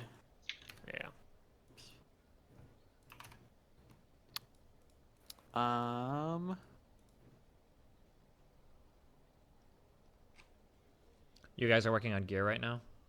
Yeah. Yeah. So I don't need a blanket either then, Neil, if I'm not going to be sleeping No, you outside. probably don't need a blanket. If there's going to be an overland period, you'll like buy overland gear specific for that time. Are we allowed to have like a butler who comes with us? Oh, absolutely. Like if you're traveling around, you'll probably have like a carriage and a chauffeur and a couple of servants that come with you and haul all your shit around and take care of things for you. Nice. You'll have What like, if we a need to little go into like a entourage. dungeon and like get something out? Are they just gonna be chilling outside or? Yeah, you'll find some polite excuse to leave them where they are. I don't know how much you're going to trust your serving staff. I wouldn't trust them too much. Like, Yeah.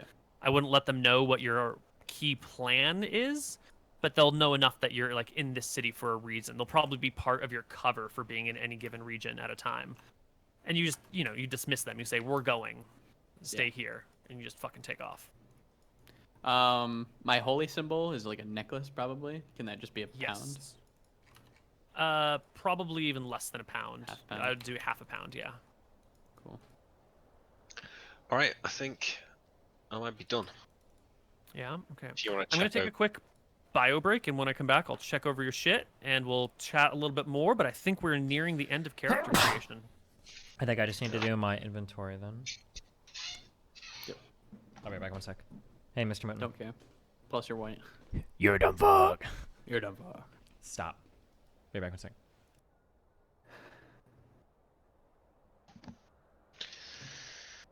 These character sheets are pretty cool. No, yeah, he's done. The spells is really, really cool. Yeah, the spells thing is pretty unbelievable, actually. Who knew we had such technology? Not me. Chat.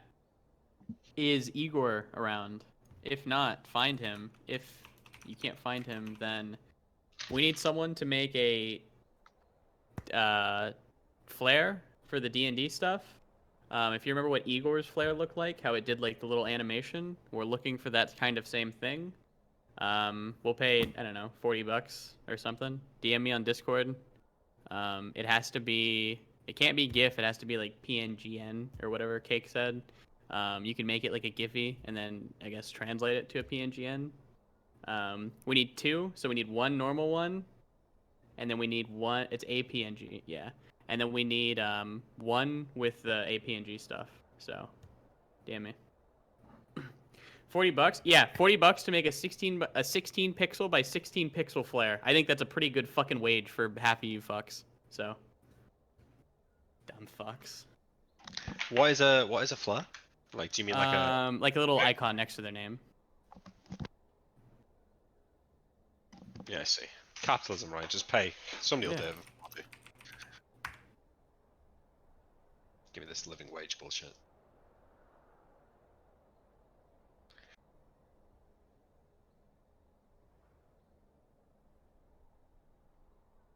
I'm gonna smoke a cigarette while Steven's not here.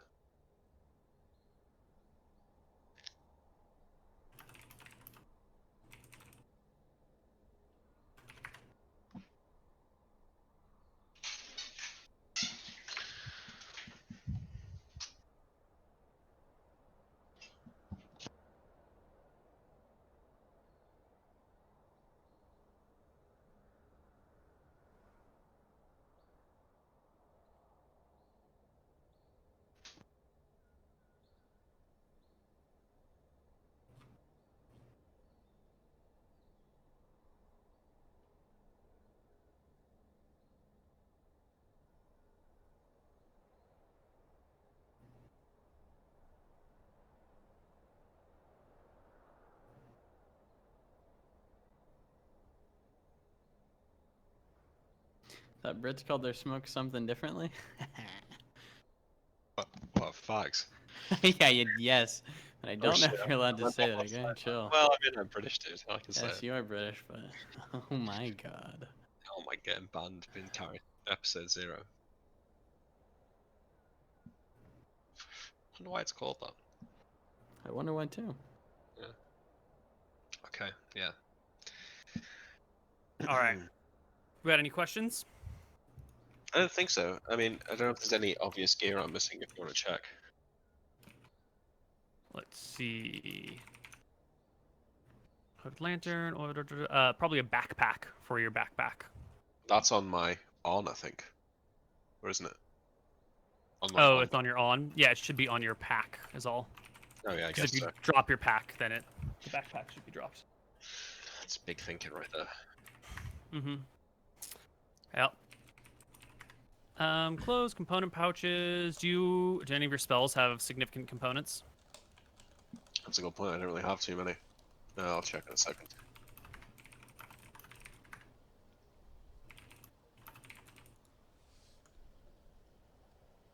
Color spray needs a little bit of sand. Armor needs some blessed leather. Revealed doors needs some sand. Yeah, so probably just A bag of sand.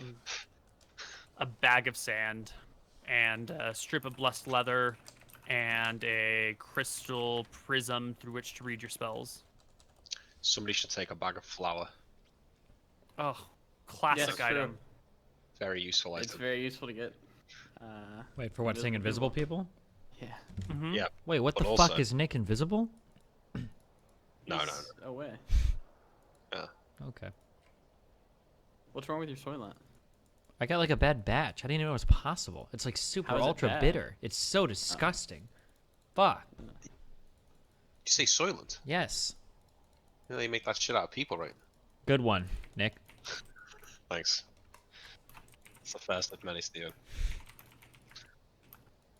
Ugh. Okay.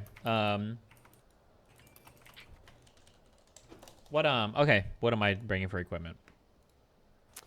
Let's see. So, do you want to wear armor? Probably. So you're gonna need Yeah. some armor. You can start with.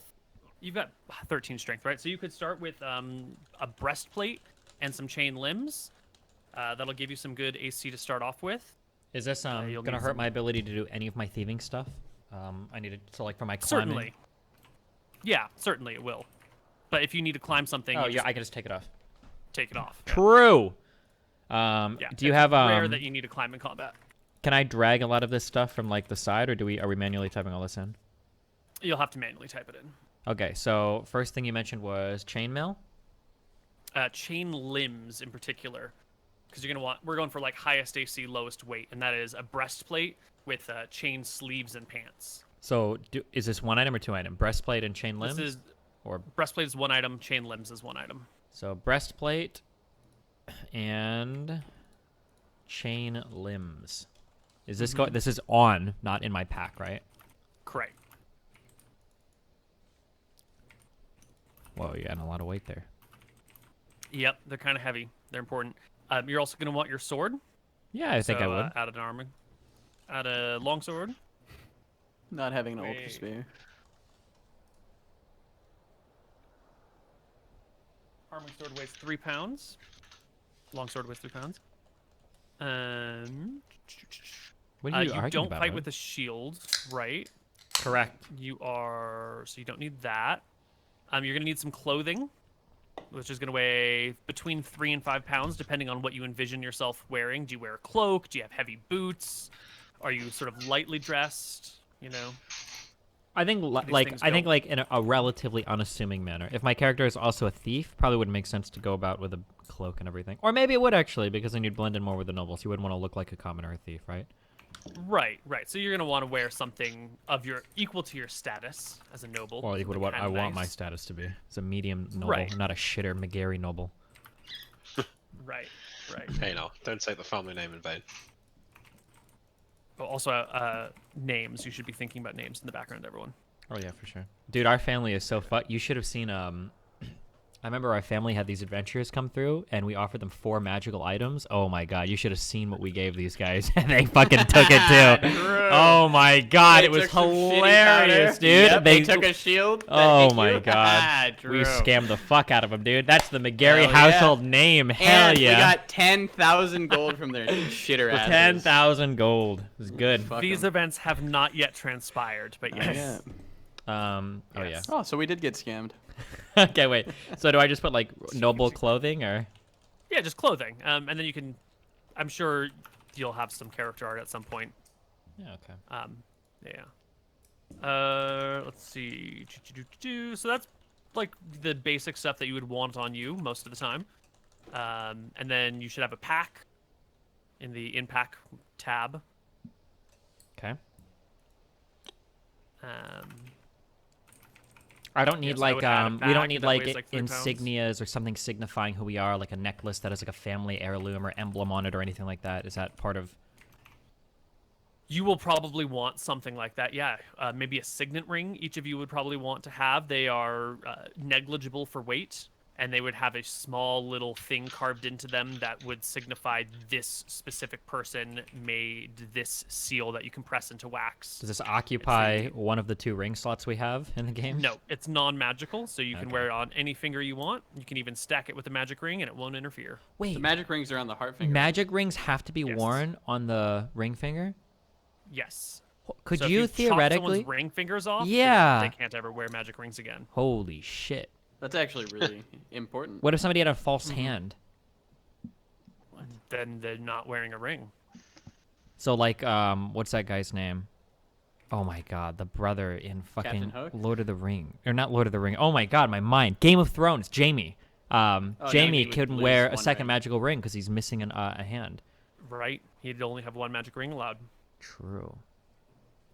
Holy shit. What kind of names do you guys want to go for? Like our family name, do we have like normal names or do we have sort of Well, like if our fancy last name is Whatever McGary, you guys want, we're man. probably like John, Greg, Frank. I was gonna do Anton. Anton, Really? that's very good. Antoine? What's wrong with that? It's that what a you wanna be? noble name. I like it. Yeah, it's a noble name. It's the guy. Can't from wait for the Ratatouille. character art for MrMouton. No, it's the guy from Ratatouille. It's not. It's of my own race, Steven. Stop making it weird. Wait, what? I just thought the name sounded funny. Can you give us a character voice? Yeah, it's just this. It's just normal, okay? Stop. You're making Koibu cringe. I'm not. I'm doing a funny joke in chat. Okay, I can't make that character name anymore. I'm No, sorry. that's fine, no, dude. No, it's not. Do we get because middle names my in this? Character art? No, my character You could be like art is Antoine gonna- Jefferson McGary. No, I think not that'd be- Antoine. It's Anton, not Antoine. You're about to get the Jar Jar voice for my character if you don't stop. Oh my god.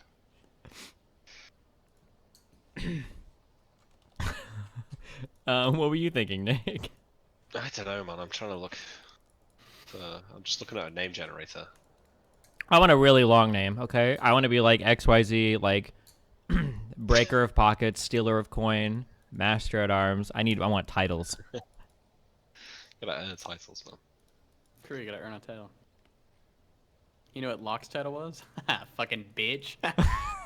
What? What the fuck?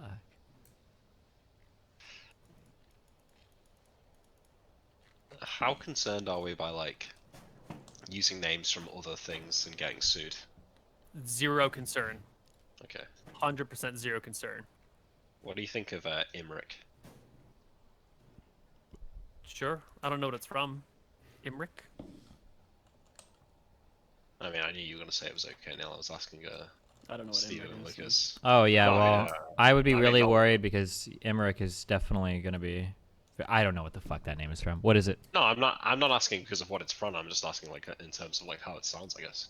It sounds fine. It sounds better than I guess Anton. Sounds okay, I guess dude. If my we're name's Irish, not you could good. be a limerick master. Imrik the limerick sayer.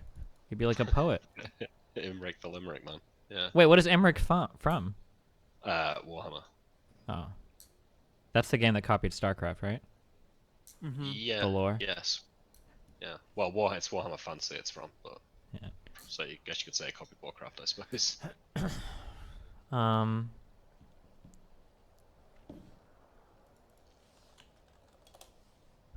So we have Anton and Imrik. Stop laughing when you say my I'm not name. laughing. Stop. Okay. Yeah, Imrik. Like it. Yeah, it's Anton McGary, and you're That's gonna good. respect me as your older brother.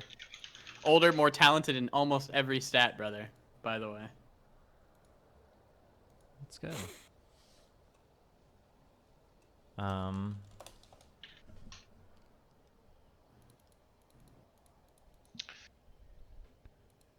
All right. Who's going to be the oldest? I put mine as 27. Can we roll for that? I Roll don't know for how we what? Do it. Oh, our age. Oh, yeah. No. Yeah. Wait, Maybe can we I should all be? roll a d20? Can And I? whoever gets the Whoever highest is rolls the oldest. highest is the oldest. Yeah. How do you pronounce this name? Tyrael. Is that Tyrael? Tyrael. Tyrell? Is that okay? Cereal? Should be Tyron. I don't know. Wait, what? Well, Tyron. I don't know. It seems fine. Who are you going with, Steven? Are you gonna be Tyrell? Well, this is from Diablo 2. I just don't remember how the name is Oh, pronounced. well, then it's Tyrael. Cereal? Oh, Tyrael. Yeah. Tyrael. That was a cool name. What about Tyrion? Yeah, Tyrion. It fit you. 'cause Tyrael you're is my name, okay? Tyrael McGary. Okay, that's what I wanted. Okay, fuck you. We're rolling for age? Yeah. Just to see who gets the highest. So I got a 2, so I guess I'm going to be the youngest, unless you get a 1. Go, MrMouton, what do you got? I rolled a 6. You got a 6. You got Oh, a 6. I'm gonna be bringing it a big 13 here. 15. Okay, I you're am the oldest, eldest. I'm the middle. Okay, so I guess I'll go like 26 then. I'll be 29. I'm It's gonna 40 be. off 69. I think 31 is a really good age. I'm gonna be that age. Perfect age.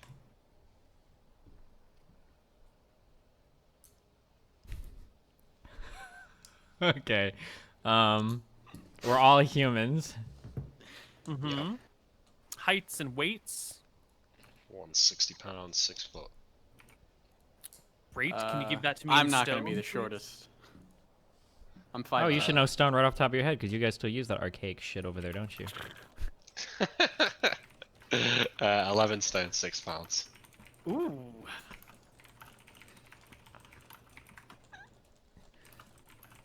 I mean, Love it. as an American, you want to talk about using archaic systems. Honest to God, don't you guys go to the fucking gas pump and you get like fucking liters per mile that you pay for in fucking pound? You guys have some crazy shit. You measure it in like miles per gallon. It's unbelievable. Don't even start, okay? We do a bit of everything here. Yeah, calm down. The funny thing is, like, we'll measure like road distances in miles, but if you're like measuring something, you'll use meters and centimeters. But if you look measuring somebody's height, you'll use feet and inches. It's just like a fucking hodgepodge of just random. So like you're 6'1", but that building is 10 meters away. But if Yeah. you drive at 5 miles per hour, you'll get there in. Yeah, Wow. yeah, it's pretty crazy. All right. Like the Canadians then. I think my character has to be a little shorter if you're a thief. Would make sense, right? Probably not like super tall. Sure. I mean, thief is sort of perhaps a misnomer. It's more of like roguish person. You don't have to be, the short, scrawny thief. You could be the.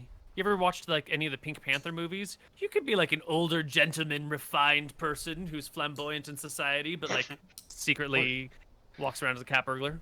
What Ocean's great 11. movies they are. How tall are you gonna be, Mooten? Inspector Clouseau is wonderful. 5'10". So funny. 5'10". I'm gonna be 5'11" then.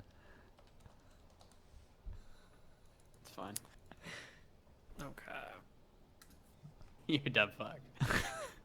And your character weight in pounds will also be needed. How many pounds are you gonna be, Steve? 155. It's good. Holy shit. Lean. Okay, my guy's 175, dude. You guys chilling. Love it. Tyron. Oh wait, is it? Wait, what's your name? Tyrael. Tyrael, why? What were you saying? Okay, I don't know. I just got confused. Tyrael and Anton, and Imrik. Imrik.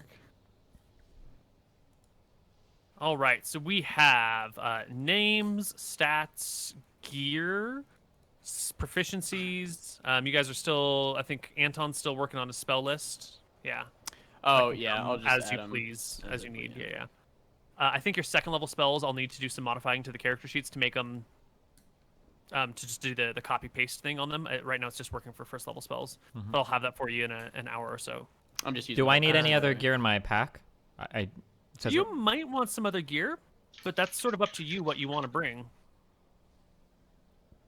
I don't know how much more menial shit we need to be ready for, because it sounds like in 5e you basically just travel for 20 days, but it sounds like in this we need to be able to hunt animals. Do we need to be able to skin and kill them? Do we need to have fire shit? Like how specific? Most of the time you're going to be like going from city to city, living in hotels, or you're like extra houses in different places. So you won't need a lot of survival gear, and when you do need it, you'll know you're going to need it well in advance, and you can just purchase it somewhere. So we're allowed to have silk rope as well. Yeah. You have basically deep pockets, so whatever gear you think you might want to have, you can have. And if you need to get something, we can just be like, you have money, you're at home. 2 days later, you've special ordered the blah, blah, blah, and it's here. So, I don't know. What do you think you might need? Your allies have chalk and rope and oil and lanterns. Well, I mean, I guess since we're relatively, we're not gonna be surprised. I guess and just wait. If we're gonna go into like a cave, then I'll probably grab like torches, rope, something to mark, chalk. If we're going to like a river or some shit, I'll just wait till we have a. You'll probably want a set of lock picks. Oh, thieves' tools or something. Can I start with those? Tools. Yeah, they weigh 3 pounds. They're like varieties of picks and levers and hooks and whatnot, wrapped in a nice leather case. In your thief abilities, do you have the ability to like forge things? Is that one of them or not? Don't believe so. No. Neil, can I get some light stones? Yes. I can make those in a few levels. Yeah, in a few levels, but it'd be good to start with some. Actually, yeah, we should probably start with. Can I have Porvin's magic cube? Porvin's frosted magic cubes. Yes. Yeah, can I have some of those? All right. If you would like some. They never go not cold, right? Right, but they're not like cold enough to really do anything other than chill your that's drink. Fine. Yeah, it's just a cool party trick to like me pull out my cubes, put them in. That is cool. Yeah. I kind of want some too, but I won't take them because I don't want to steal your. Cool I'll have 8 of them. How much do they weigh? Do you think? How much does a whiskey stone weigh? Probably like 2 to the pound. Oh, 2 so to the pound. I would say half pound each. Yeah. All right, cool. I'll have 8 of them, so I can hand them around to my friends, but I want them back. Yeah, of course.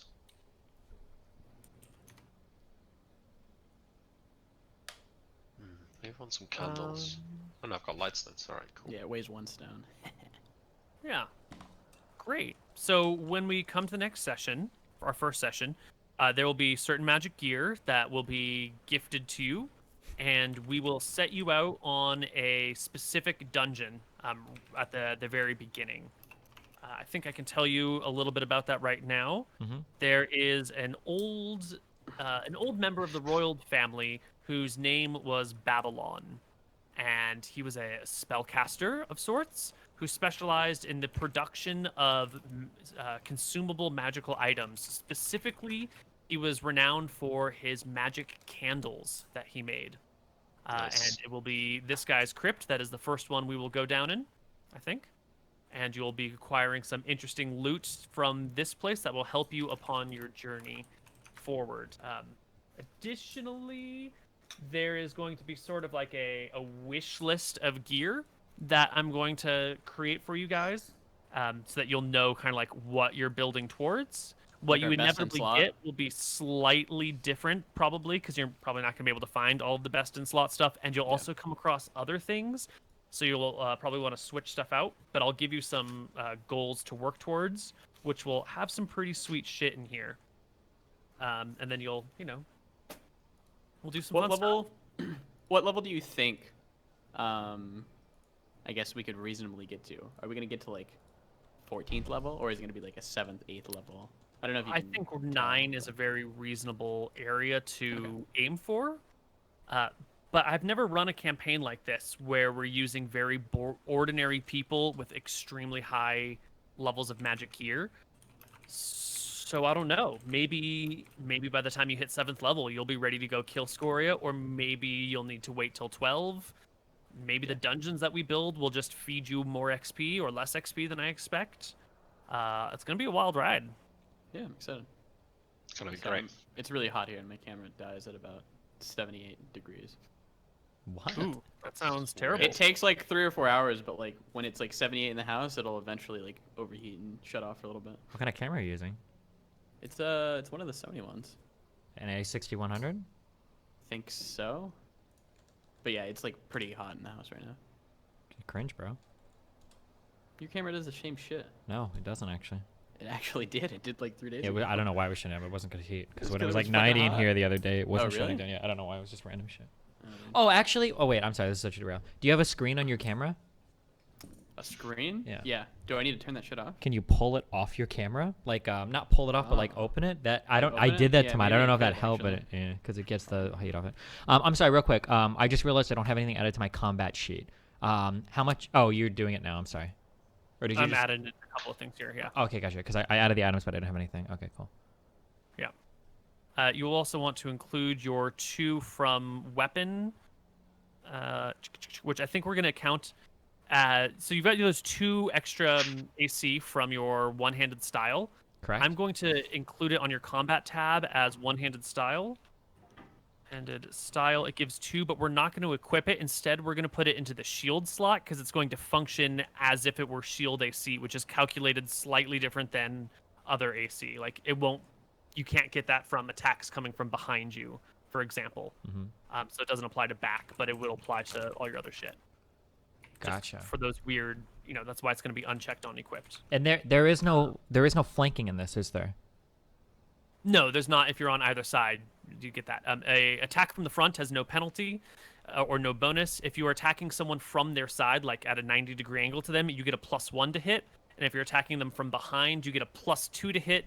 And they don't get their dexterity bonus or their shield bonus to AC. Gotcha. Is this so the first my- dungeon we do? Is this going to be like Babby's first dungeon, just so I can like run through some 2E combat just to? I mean, I'm still building the dungeon. We'll Yeah, okay. practice all sorts of things throughout it. Gotcha. Because the way that the combat turns play out is obviously significantly different than 5E. So I'm curious to see what that Very looks like different. in an actual game. Yes. Because it feels like the So kind my- of thing that could get bogged down really hardcore, or maybe not. I don't know. I guess we'll see.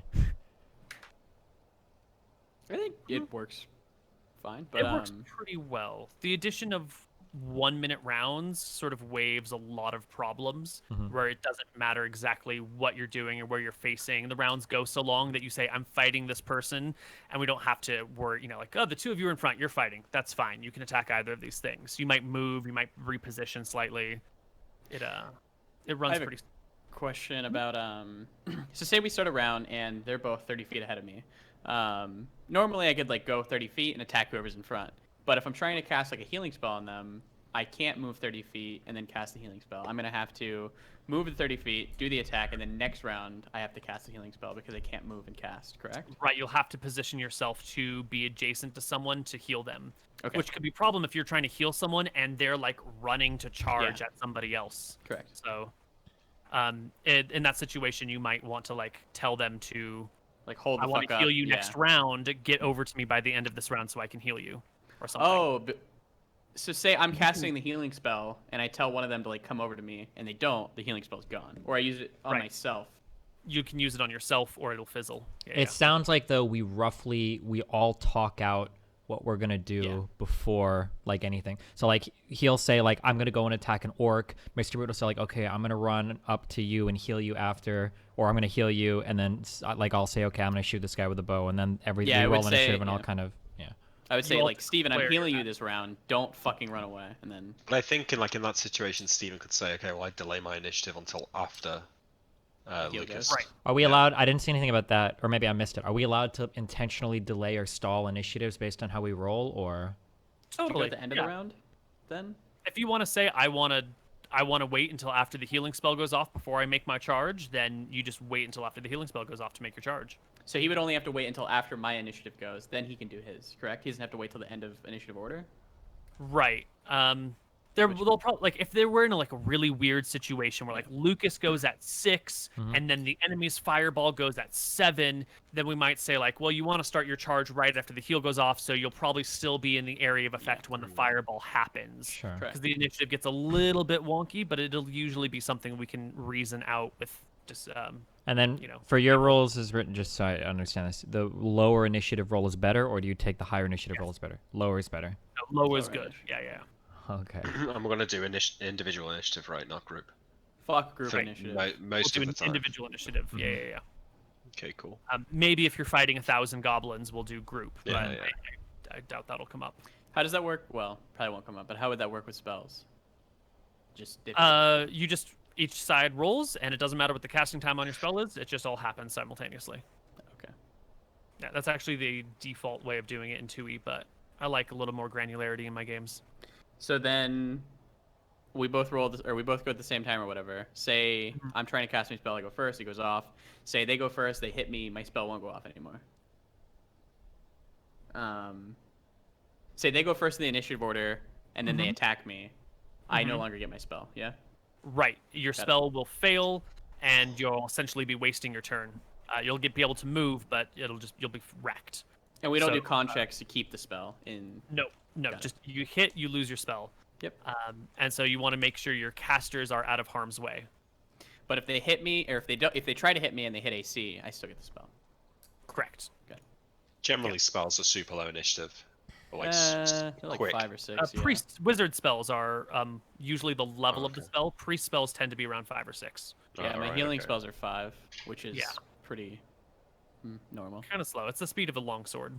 And then to be clear on you have different rules for death as well, right? Yeah, when you hit 0, you fall unconscious. Okay. If you hit -1, you begin to bleed. Every round, you lose 1 HP. When you hit -10, you die. How does you've got 15 life, somebody does 20 damage, do you instantly go to -5 or do you go to 0? You go to -5. Okay, so if somebody overkills you by 9 or 10, you're pretty much Yeah, instantly you're dead. fucked. Yeah. You're really fucked, yeah. Okay. Do we have a story written additionally- where the queen lady had like secret kids somewhere, or we really need to not die? Damage in 2e is a lot lower. Okay. But yeah. Okay. The other thing to note is that when you go down to negatives, getting back up is not nearly that easy. If you spend at least a round at negative HP, when you come back, you are on what we consider like death's door. So it's like you've sustained a critical wound and you need a day of rest before you can even like get up and walk around. Even with magical healing? Even with magical healing, yes. And But if you go to magical healing will 0, bring you to 1 HP, regardless of how low you were. If you're at -9 and you get a cure light wounds, you just go to 1, and you're still fucked, but you're alive. what if they went to 0, got knocked out? I magically heal them. Is that 1d8? 0 is a safe spot. 0, they can come back and they can continue. Similarly, like if you were going to heal Nick, say Nick's at 1, you roll initiative to heal him. He gets dropped to -3 by an arrow or whatever, and then your healing spell goes off in that same round. Then it's fine. Then that's the okay. like I healed him Okay. as he was going down moment. Yeah, like as he was getting if you have shot, to- like he's being healed. And then Right, your right. But if you have to do it on the next round, then he's fucked. your healing rules are so as written, it's like 1 HP per day of no real strain, 3 HP per day of bed rest. You shouldn't have to worry Bed about rest that with. if you have a healer with you, like a trained, proficient, non-magical healer. Which we don't, right? So, Which we don't. but we've But- got Yeah, magic- but we've like got if you'll be magic in healing. town, you'll hire a doctor, right? Okay. Like maybe if you're spending the night in a dungeon, it'll come into play. But I think most of your healing will be like, we're in town now. We're just gonna wait for a week and heal up. Also, We've got a cleric anyway, so. yeah, I Yeah, get new spells every single day. Yeah. I think I have 3 level 1s right now, which is you probably Yeah. never need to do the healing rules. That's a Yeah. big difference from 5e. Casters get spells back every day. Oh, for my proficiency, I just wrote bows. Do I need to specify longbow, shortbow, No. crossbow? No, longbow, shortbow, they're all the same. Crossbows require no proficiencies. You don't need one to get a crossbow. Oh, So if wait, you those want, are you all could the same, drop that's out right. the bow and get a crossbow, but I think you'll find you'll want a bow proficiency in the long run. Some of the magic gear you're going to want are going to be magic bows. So I think Longbow is you good. I'll probably need that Longbow added to gets my backs. both my gear and my weapons then. Oh, Oh yeah, it should be added to your gear and weapons tab. That's a good idea. Bow, a quiver, and arrows. Do you Tell want to you do that or what, do you want me to being- do that? Short bow can be fired from horseback if the horse is standing still. A long bow you have to be on the ground at standing at full height to use. So also longbow has better range. So You know, being a wizard with a longbow, doing 2 attacks per round with +2 to hit is actually such a good damage output for a caster. I'm telling you, you don't need that in a magic missile. Yeah, maybe. Oh wait, do we get 2 attacks per round as a 3rd level fighter? Longbows get 2 attacks Longbows per do. round. I think Or as bows a get 3rd 2 level attacks per fighter, round. isn't it like 2 attacks every 3 rounds? I think. For Only melee if you took attacks. only if you took expertise. Which he did. Expertise in general or in? In a specific weapon. In a specific weapon, yeah. Yeah, and he took expertise in longsword. Did you take he'll get- expertise, Lucas? No, One and I probably should though in like spear. I think I'm gonna move to weapon proficiency if I'm still allowed. Well, you can still move him around, but you'll also be leveling. We'll get so more. Yeah. yeah, Okay. yeah. If you want to take expertise now, you can take it and then pick up flail later or whatever, Yeah. or you can just wait until level 6 to grab another weapon proficiency slot. It's gotta be bad to drop flail and get. Yeah, I'm gonna get the expertise in spear, and I might even pick up a bow. Because I mean, if they're both gonna have bows, I feel like there's no reason that I shouldn't have a bow as well. But Plus, like, if maybe you're just gonna get a random weapon like flail, you might as well wait until like a few levels down the line. Maybe by then we've found a magic hammer or something that you can use. yeah, actually, But your I'll forgo the spears bow can since be I'm gonna be. thrown as Yeah, well, that's Lucas. true. You have range as throwing spears. It's not quite the same, but Yeah. you got something there. I good. also have spells, but yeah, I'll probably just leave the bow and use spells if I need to at that point. I had one more question. Give me a sec. Fuck, it was a good one too. It was a good one.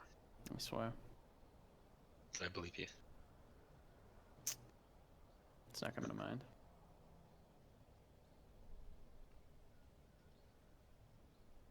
Oh, our magic items that we're going to be getting. I would hope that they would tailor it to our weapon proficiencies. Or okay, cool. Yeah, they're not gonna be like, here you go, spear user. Here's a Here's a magic flail. stick." Yeah. Right. Okay. They'll give you what they've got, and because the royal family's got some magic items lying around, they usually give that stuff out to important people, maybe loan it out to someone, but they keep a few back, and so they'll be using some of their supplies for you. That said, they've probably already used a lot of their magic weapons to like give to important people to go off on specific missions. True. You know, can't keep too many of those things in reserve. Awesome. Then. All right. Well, I think we're pretty much good here. So we'll see everybody next week for great. Kingdoms of Scoria. Wow. Oh, did we want to? I don't know if anybody else would want to. Did we want to move it up an hour to like 4 EST? It would be better for EU. Would be my main driving force behind that. I don't know if it's fine for Koibu or everybody else, but It's Yeah, fine by me. is that fine by you, Steve, or no? No, actually, I want to move it back an hour. Okay, that would not be fine by me. So. Yeah, you want to start at so it'd be 1300 PST, 1600 EST, It'd and be whatever. 4 PM EST. I don't know what the fuck numbers are, but Yeah, It's better for the EU. Like in Germany, that means it's at 10 o'clock rather than 11. yeah. Is that okay for you? I don't know what kind of weird ass degenerate. It's better saving for me. I schedule mean, you're it's an hour earlier for me, so. on. Okay, Yeah, and it's that better. doesn't mess with anything for you, Koibu? No, that's fine. okay, 4 EST it is. 4 EST it is.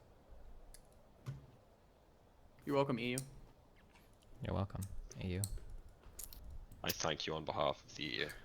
No problem. Well, I mean, you Oh, can't do well, anything you- on behalf of the EU anymore. Let's be Yeah, real. true. Alright, transition period. Thanks. Oh, that's right. You're still EU-ish. We're still in the EU-ish. We're not in the EU, but we still abide by all of its rules. For now, though. Just for now. We've got our blue passports back there, so that's what really matters. Yeah. Awesome. Copying our passport color, I see. Aren't yours black? No, ours are blue. They're a navy. Oh, okay. I mean, ours were originally blue, so you copied ours, but then we changed the EU color, which was purple, They- which apparently annoyed a lot of people. Did we even have passports in 1776? Damn. I don't know. I don't know. All right. Well, I think that's it. Thank you all for coming to the table with us, and I'm looking forward to this game. Gonna be great.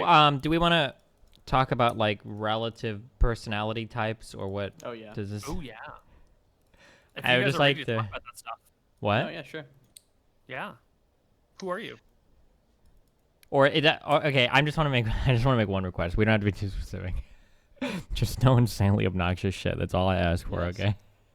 Well, no, I think we should talk about it. Like, I mean, if not now, in the meantime. We can update it in the thing. Well, because I want to write stuff out. I want to have like a better idea of just Yeah, like I wanna- spitting shit off. Yeah. I know I Nick wanna wants think to about be it a a bit. half gnome wizard to rhyme. Yeah, well, No thanks. episode 0, the last episode. No, yeah, I will be doing. I will not be doing an obnoxious character. My character will be very chill and will be very clerical, Yeah. Nice. Clerical but vengeance oriented. but vengeance oriented. Very very vengeful, but not too vengeful, where it'll derail the party and dumb shit. Yeah. It would be nice if we're like relatively aligned on goals so that there's not a lot of in-party fighting or eventual PvP. Would be good to avoid that. Wow. You were talking about the 2 different ideas that you were floating. Did you ever come up with one, Steven? Oh, I don't know, but it's not going to be that relevant to the group, I guess. Okay. What is Yeah, I our mean, I what think- is like the overall alignment of our group? What do we think in general? Like, are we going to be like very lawful, very goody kind of people? Are we going to be a little bit more flexible because we're kind of a shitter family? Are we going to be downright like fucking steal shit from other nobles and don't respect us anyway? Like, what's our general guiding morality? I would say our goal should be the task at hand. So anything and everything, in my opinion, if we want to go down this route, should Well, be on like, the table. Why do we give a fuck? So, About like, I know Scoria? why the kingdom really wants us to do this, because we're literally fucked without the kingdom. But why do Yeah. we care? Like, they're basically coming to us and saying, like, hey, listen, you guys are shit without us, so now you're going to do some shit. So, like, if we had the opportunity to defect to Scoria and be like, yo, fuck these guys, like, why wouldn't we? What keeps us loyal to the kingdom? Why do we care? Maybe our family in the past was like a higher tier family, then something happened, and now we want to restore it, and do like a great thing for the kingdom. So we are one of the big dicks again. So maybe this would be our way of like showing up everybody who doubted us. That could be a path we could go. I would like to mention, if you do get captured by an enemy or are found by enemy forces on enemy territory, they will probably capture you, imprison you, interrogate you, and torture you because you'll know things and they'll want access to it, and they're evil bastards. Yeah. So, like, if you were to get captured by someone other than a Drakissian, it would be a bad situation for you. Are we? And if Drekis gets conquered, then as distant relatives of the royal family, you would also be murdered. So your lives hang in the success of your mission. Well, I don't forget that- imagine, in terms of how wars go, you wouldn't just kill every noble family in the opposing lands, no? Like, did You would probably kill the royal family and anyone who would have a claim to the throne, which you guys do. It's a odd claim, but it's still there. I mean, don't forget the humanitarian angle, right? Like, Scoria is literally An a evil weapon bitch. of mass destruction, evil. Yeah, but we're like threatening our entire nobles. We don't livelihood. care about poor people and shit. We just want to keep our own shit good, right? I don't know. Are If that's who we? you want to be. Are we okay with like, as a party, agreeing that at all costs, we get the magic items that we need to kill the dragon? Or What do does we that wanna all go- cost mean? Are we gonna do horrible things like- like steal it from like a dying boy? Yes, if we need to, that would be where I would go with this. I think if we need to kill a noble, we gotta do it. If we gotta kill Oof. someone. Wait, I don't know if you're kill okay like a with that. Drakissian noble to take their shit? Correct. That Yeah, sounds if- like if it- a really If dark it's like path, the no? best magic item, and we need it, and we're like, we can't survive the breath weapon without this, and for the greater good, Yeah, If because we're- it's the option of least suffering, right? Like, yeah. you know. Wait, one this person is like dies, a the whole really, team really, lives. really dark path. What you're saying can be yeah. okay, but this is a really dark path. This isn't just like the option of least suffering. This is like we become full evil. No, I don't think so. I think if we have a humanitarian good focus at the heart of it, but a pragmatic approach to realistically. What you're describing right now happen is to the shit. yeah, this is Thanos from Infinity War. You understand that, right? Like, I've not watched it. But so Oh, his goal is to maybe, yeah. kill half the universe so that the other half can thrive and not use all the resources. So that's like his whole mission. What you're describing is basically that, right? So you'll definitely be in a position where at some point you're gonna have to steal something from a Drakissian noble. That's going to come up, guaranteed. How you go about it is up to you. If you feel comfortable just killing them, that's on you guys. I think it'll probably be the choice of last resort, because you wouldn't want the added attention of dead Drakissian nobles and investigations into their death, which have like sorcerers and spellcasters, right? But the question of whether or not you would kill them for it, is up to you. And whether it's like killing in self-defense is one thing versus outright murder is a different thing. So I mean, we should talk about this because I mean it'll kind of affect the character. Yeah, this is like probably the most important part actually is our alignment. Yeah. I mean, I can go either way. It doesn't matter for me. It's probably easier just to have the option, like if we need to kill him. I think it's more interesting personally to be a little bit more righteously aligned because it forces us to come up with more clever solutions than like I have high thieving shit. Like we could just run in and kill and steal from every single noble and then get out and leave. But that's like pretty one-dimensional in terms of how we approach things. Also, I think it's, I guess it's in. Maybe if we were like PhD philosophy people, we can utilitarian it out. But I think it would be really weird for a normal person to be like, I really need to save this land. I'm going to go and kill every single noble to take all their items so that I can save the rest of them. Seems like a juxtaposition of thoughts that would be a little uncomfortable, I think. Yeah, you're right. So I think we should aim for like neutral to righteous, like in that area. We're probably not like fully fucking righteous, but like a little bit more in that direction, I think. So if we need to steal, it's fine, but we shouldn't go around and like kill people for their items and stuff. Yeah.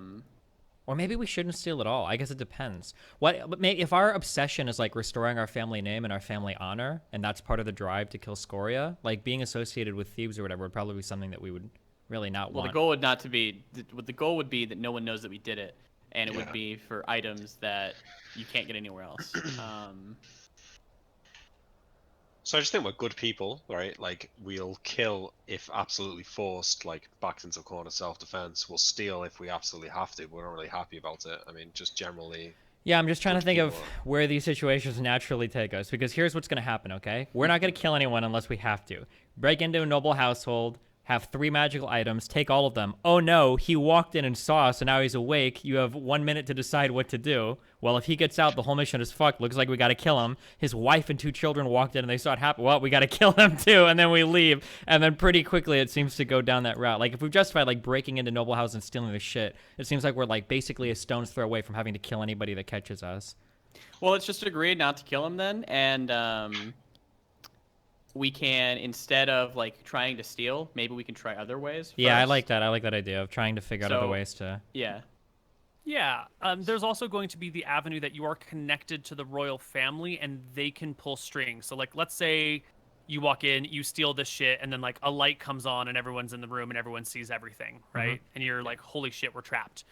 In theory, you could just like, you know, admit that you were here to steal shit and then have the royal family bail you out and have this be like a story about you and you didn't get the items.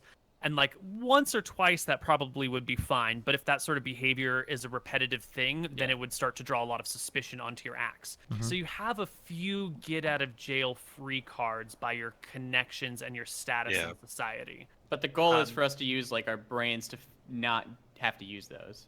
Right, because if once you start using those too many times, then all of a sudden you're drawing a lot of attention to yourselves. And if Scoria catches word through any of her countless spies about your behavior, you can expect assassinations, ambushes, and if she learns what you're up to and what you're doing, then like she might feed you false information or plan for your attacks, and it could get really, really dicey at the end of the game.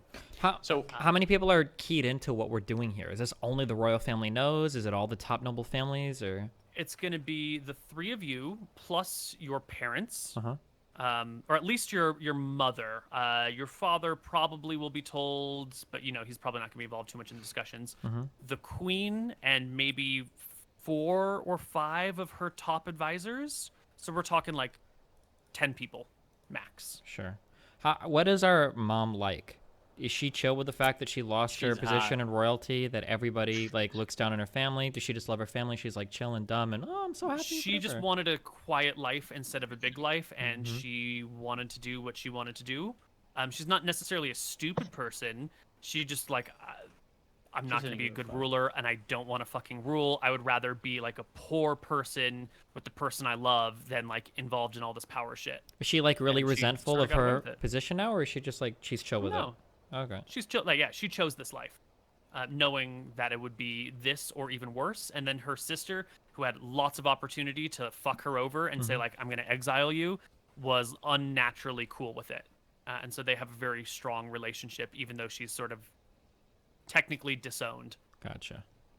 How old is her mom? Ooh, I think she's in her 50s or 60s. Okay. Let me check my notes. What's our relationship with the Queen? Like, as our aunts, did we spend time with her growing up? Do we know her? No. Or, No, okay. you have seen her a couple times. She's How like old is the that queen? distant, powerful aunt that you just don't know fuck about. I think the queen is 50 or so. I'm checking these things. Okay, cool. So our goal is not to steal, but it might happen. But we should use our brain to do other things, and we definitely will not kill a noble because that leads it down to like a really dark path. Is our team goal, Yeah. correct? Yes. And if we're all good aligned as well, that's the reason why we wouldn't affect a Scoria, right? Because it's fucking evil. Wait, It's so fucking do we? evil, and they will fucking kill you. Like if you defect, Yeah. they'll just take your shit and torture you and interrogate you magically, and then use you as bait to kill your family and friends. And Do you we it'll be know bad. that we're royalty or descendants of? Yeah. That's Oh, all definitely. known. Yeah. Okay. Yeah, that's publicly known to everybody. Can we Okay. roll grub And, score and Of What? course you can roll grub score. Yeah. what is that? 3d6 or we're royals? 3d6. No, you've got your average stats. 3d6 for your grub score. And hotness as well, is it? Yeah, hotness. Alright, You first can one's- choose your hotness if you want, or you can roll it. Rolling it is the way to go. What is scrub score? How I'm much you gonna- appreciate food? Yeah. Yeah, it's your ability to appreciate food, and you can treat it Okay. however you want. This one's for Jeez. hotness. Mr. Moon, you just don't care about food, huh? Okay, 12 hotness, 6 Yeah. grub score. 11 grub Yeah, maybe score? you have like pad taste buds, or maybe you just think of food as fuel. Your choice. Maybe you're like, I'm a sinner. I shouldn't enjoy this food, but I'm eating it in order to propel myself forward. Roll your hotness, Steve. What if I just want to be 18 hotness? What if I don't want to roll for it? You No, can just that's pick it if boring. you want, but you'll have Yeah, to. but no one will live with respect that you. hanging My over your character shoulder. has 12 charisma, okay? I'm charismatic. I have 12 charisma as well. Well, so what if you... How can you have high charisma and be ugly as fuck? I'm not ugly. I'm average. 12 is like fine. Think of the Hound from Game of Thrones. Ugly as fuck motherfucker, but he's also very charismatic. When the Hound tells you to do something, you show Hotness. That is... Does that count as charisma? That's like Roll it or intimidating. you're a beta male, Steven. Oh my god, dude, my rolls have sucked today. Yeah, that's why you're about to roll at 17 here. It's gonna be bad. You're being. Fuck Ooh. you. No, I'm not having a deformed fucking character. I hate you. Fuck that. You're not deformed. No. You're just 5 is literally the Hunchback of Notre Dame. You rolled that. I don't know what to tell you. Fuck you. That's what I'm telling you. Okay, well, Yeah. the art Suck a will dick. tell the tale. Yeah, will it? Alright, I got 6 and 13 for grub score and hotness. Yeah, I'm fine with mine. We Yeah. have the same grub score. Good. Yeah. You know what? I'll let you switch your grub score and your hotness, Steve, Fuck if yeah. you'd like. You know what? I'm gonna. Are there any dumpster trucks on this campaign, Mooten?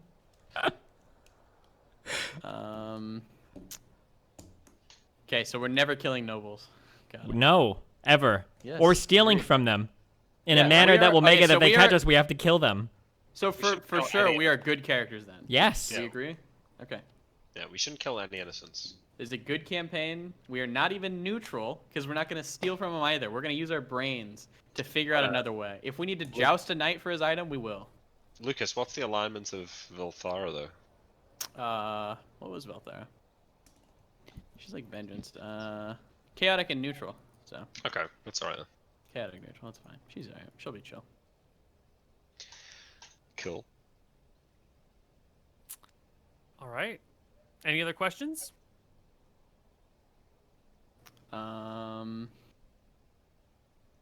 No. You got any other, Steve? No. Do you have any others, Nick? Think I'm good. I'm good, Tyrael. Okay. I mean, if we have any, we can just ask in the group chat, right? Yeah. Wait, none of us have family or anything, right? We're not married or. Ooh, good question. No. That would be highly only other abnormal, thing- wouldn't it be? We're in our 30s or late 20s, early 30s, and we have no family. It would be a little unusual, but you're also sort of a black sheep. You might find it hard to find a mate who is willing to accept your odd position in society. It'd be real hard for your character, Steve. Fuck up. Dude, we Maybe should a have white rolled dog, like yeah. fucking. We should have rolled God stats because we should be like Antifa super soldiers because they should have been training us from birth to be killing Scoria. That would have been the real meme. They didn't know that they had to kill Scoria until like half a year ago. Oh yeah. That's Stephen, fair. maybe your wife died. From what? Maybe like you're 31, right? Childbirth. Maybe you had a wife and she died, and now you're like, fuck it, I'm gonna go and kill this dragon. That sounds like Is that not a way to possible? become a good person, though. That sounds like a resentful, evil, vengeful, spiteful person. Oh, maybe my wife. Died. Oh, Yeah, maybe maybe, that's why yeah. you became a cleric of Vilthara. That's true, actually. Yeah. Maybe a Mystrian killed your wife somehow, somewhere like 5 years ago, in a blah blah blah. Maybe a Also, mis- you will have servants that will probably come with you. So if you want to like name a driver or like assemble a small household staff that will follow you around and create your servants, you can feel free to do that. Our driver is named. We're gonna have a female driver. Is that cool, Steve and Nick? Why?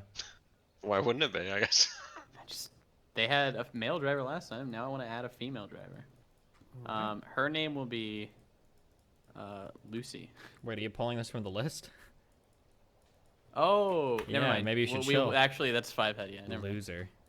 We will name those through the list of The patron list? subs. Yeah, there you go. Do you want to mention that so people know what the hell you're talking about? Not really. Good idea. Everything's sold out, like besides one of them. So. Oh wow. Really? Yeah. I mean, I'll link it in the chat and everything, but there's one Baron thing left if you want to name something. The scam tier. Good luck. Yeah. But basically, for people that support the campaign, we're going to we've got like a list that we're drawing from for magic weapons and for names for people. If you can submit literally any name you want, but we're ignoring the really stupid ones, so you're just wasting your time and money, basically. Yeah. And we're gonna add that probably tonight, where you can go in and put the names. Sure. If Steve can give me access to it somehow, or I don't know, but yeah. Yeah. I can control that for you, so you don't have to. Yeah. Okay. Anything else? Are we good? Are we generally good? We'll be coordinating over the next week with like backstories and stuff in the combo. I'm Sweet. sure. Will you have weapons today, Koibu, or just later this week? Have what? We'll just do it next week at the start of everything. Oh, cool. Make it easier for people who are following the campaign in like 6 months to catch up on all the important details. Oh, and then the only thing I need you to do, Kobe, if you... Oh, no, wait. You already added my short bow. Oh, you added... Oh, good job. Cool. Awesome.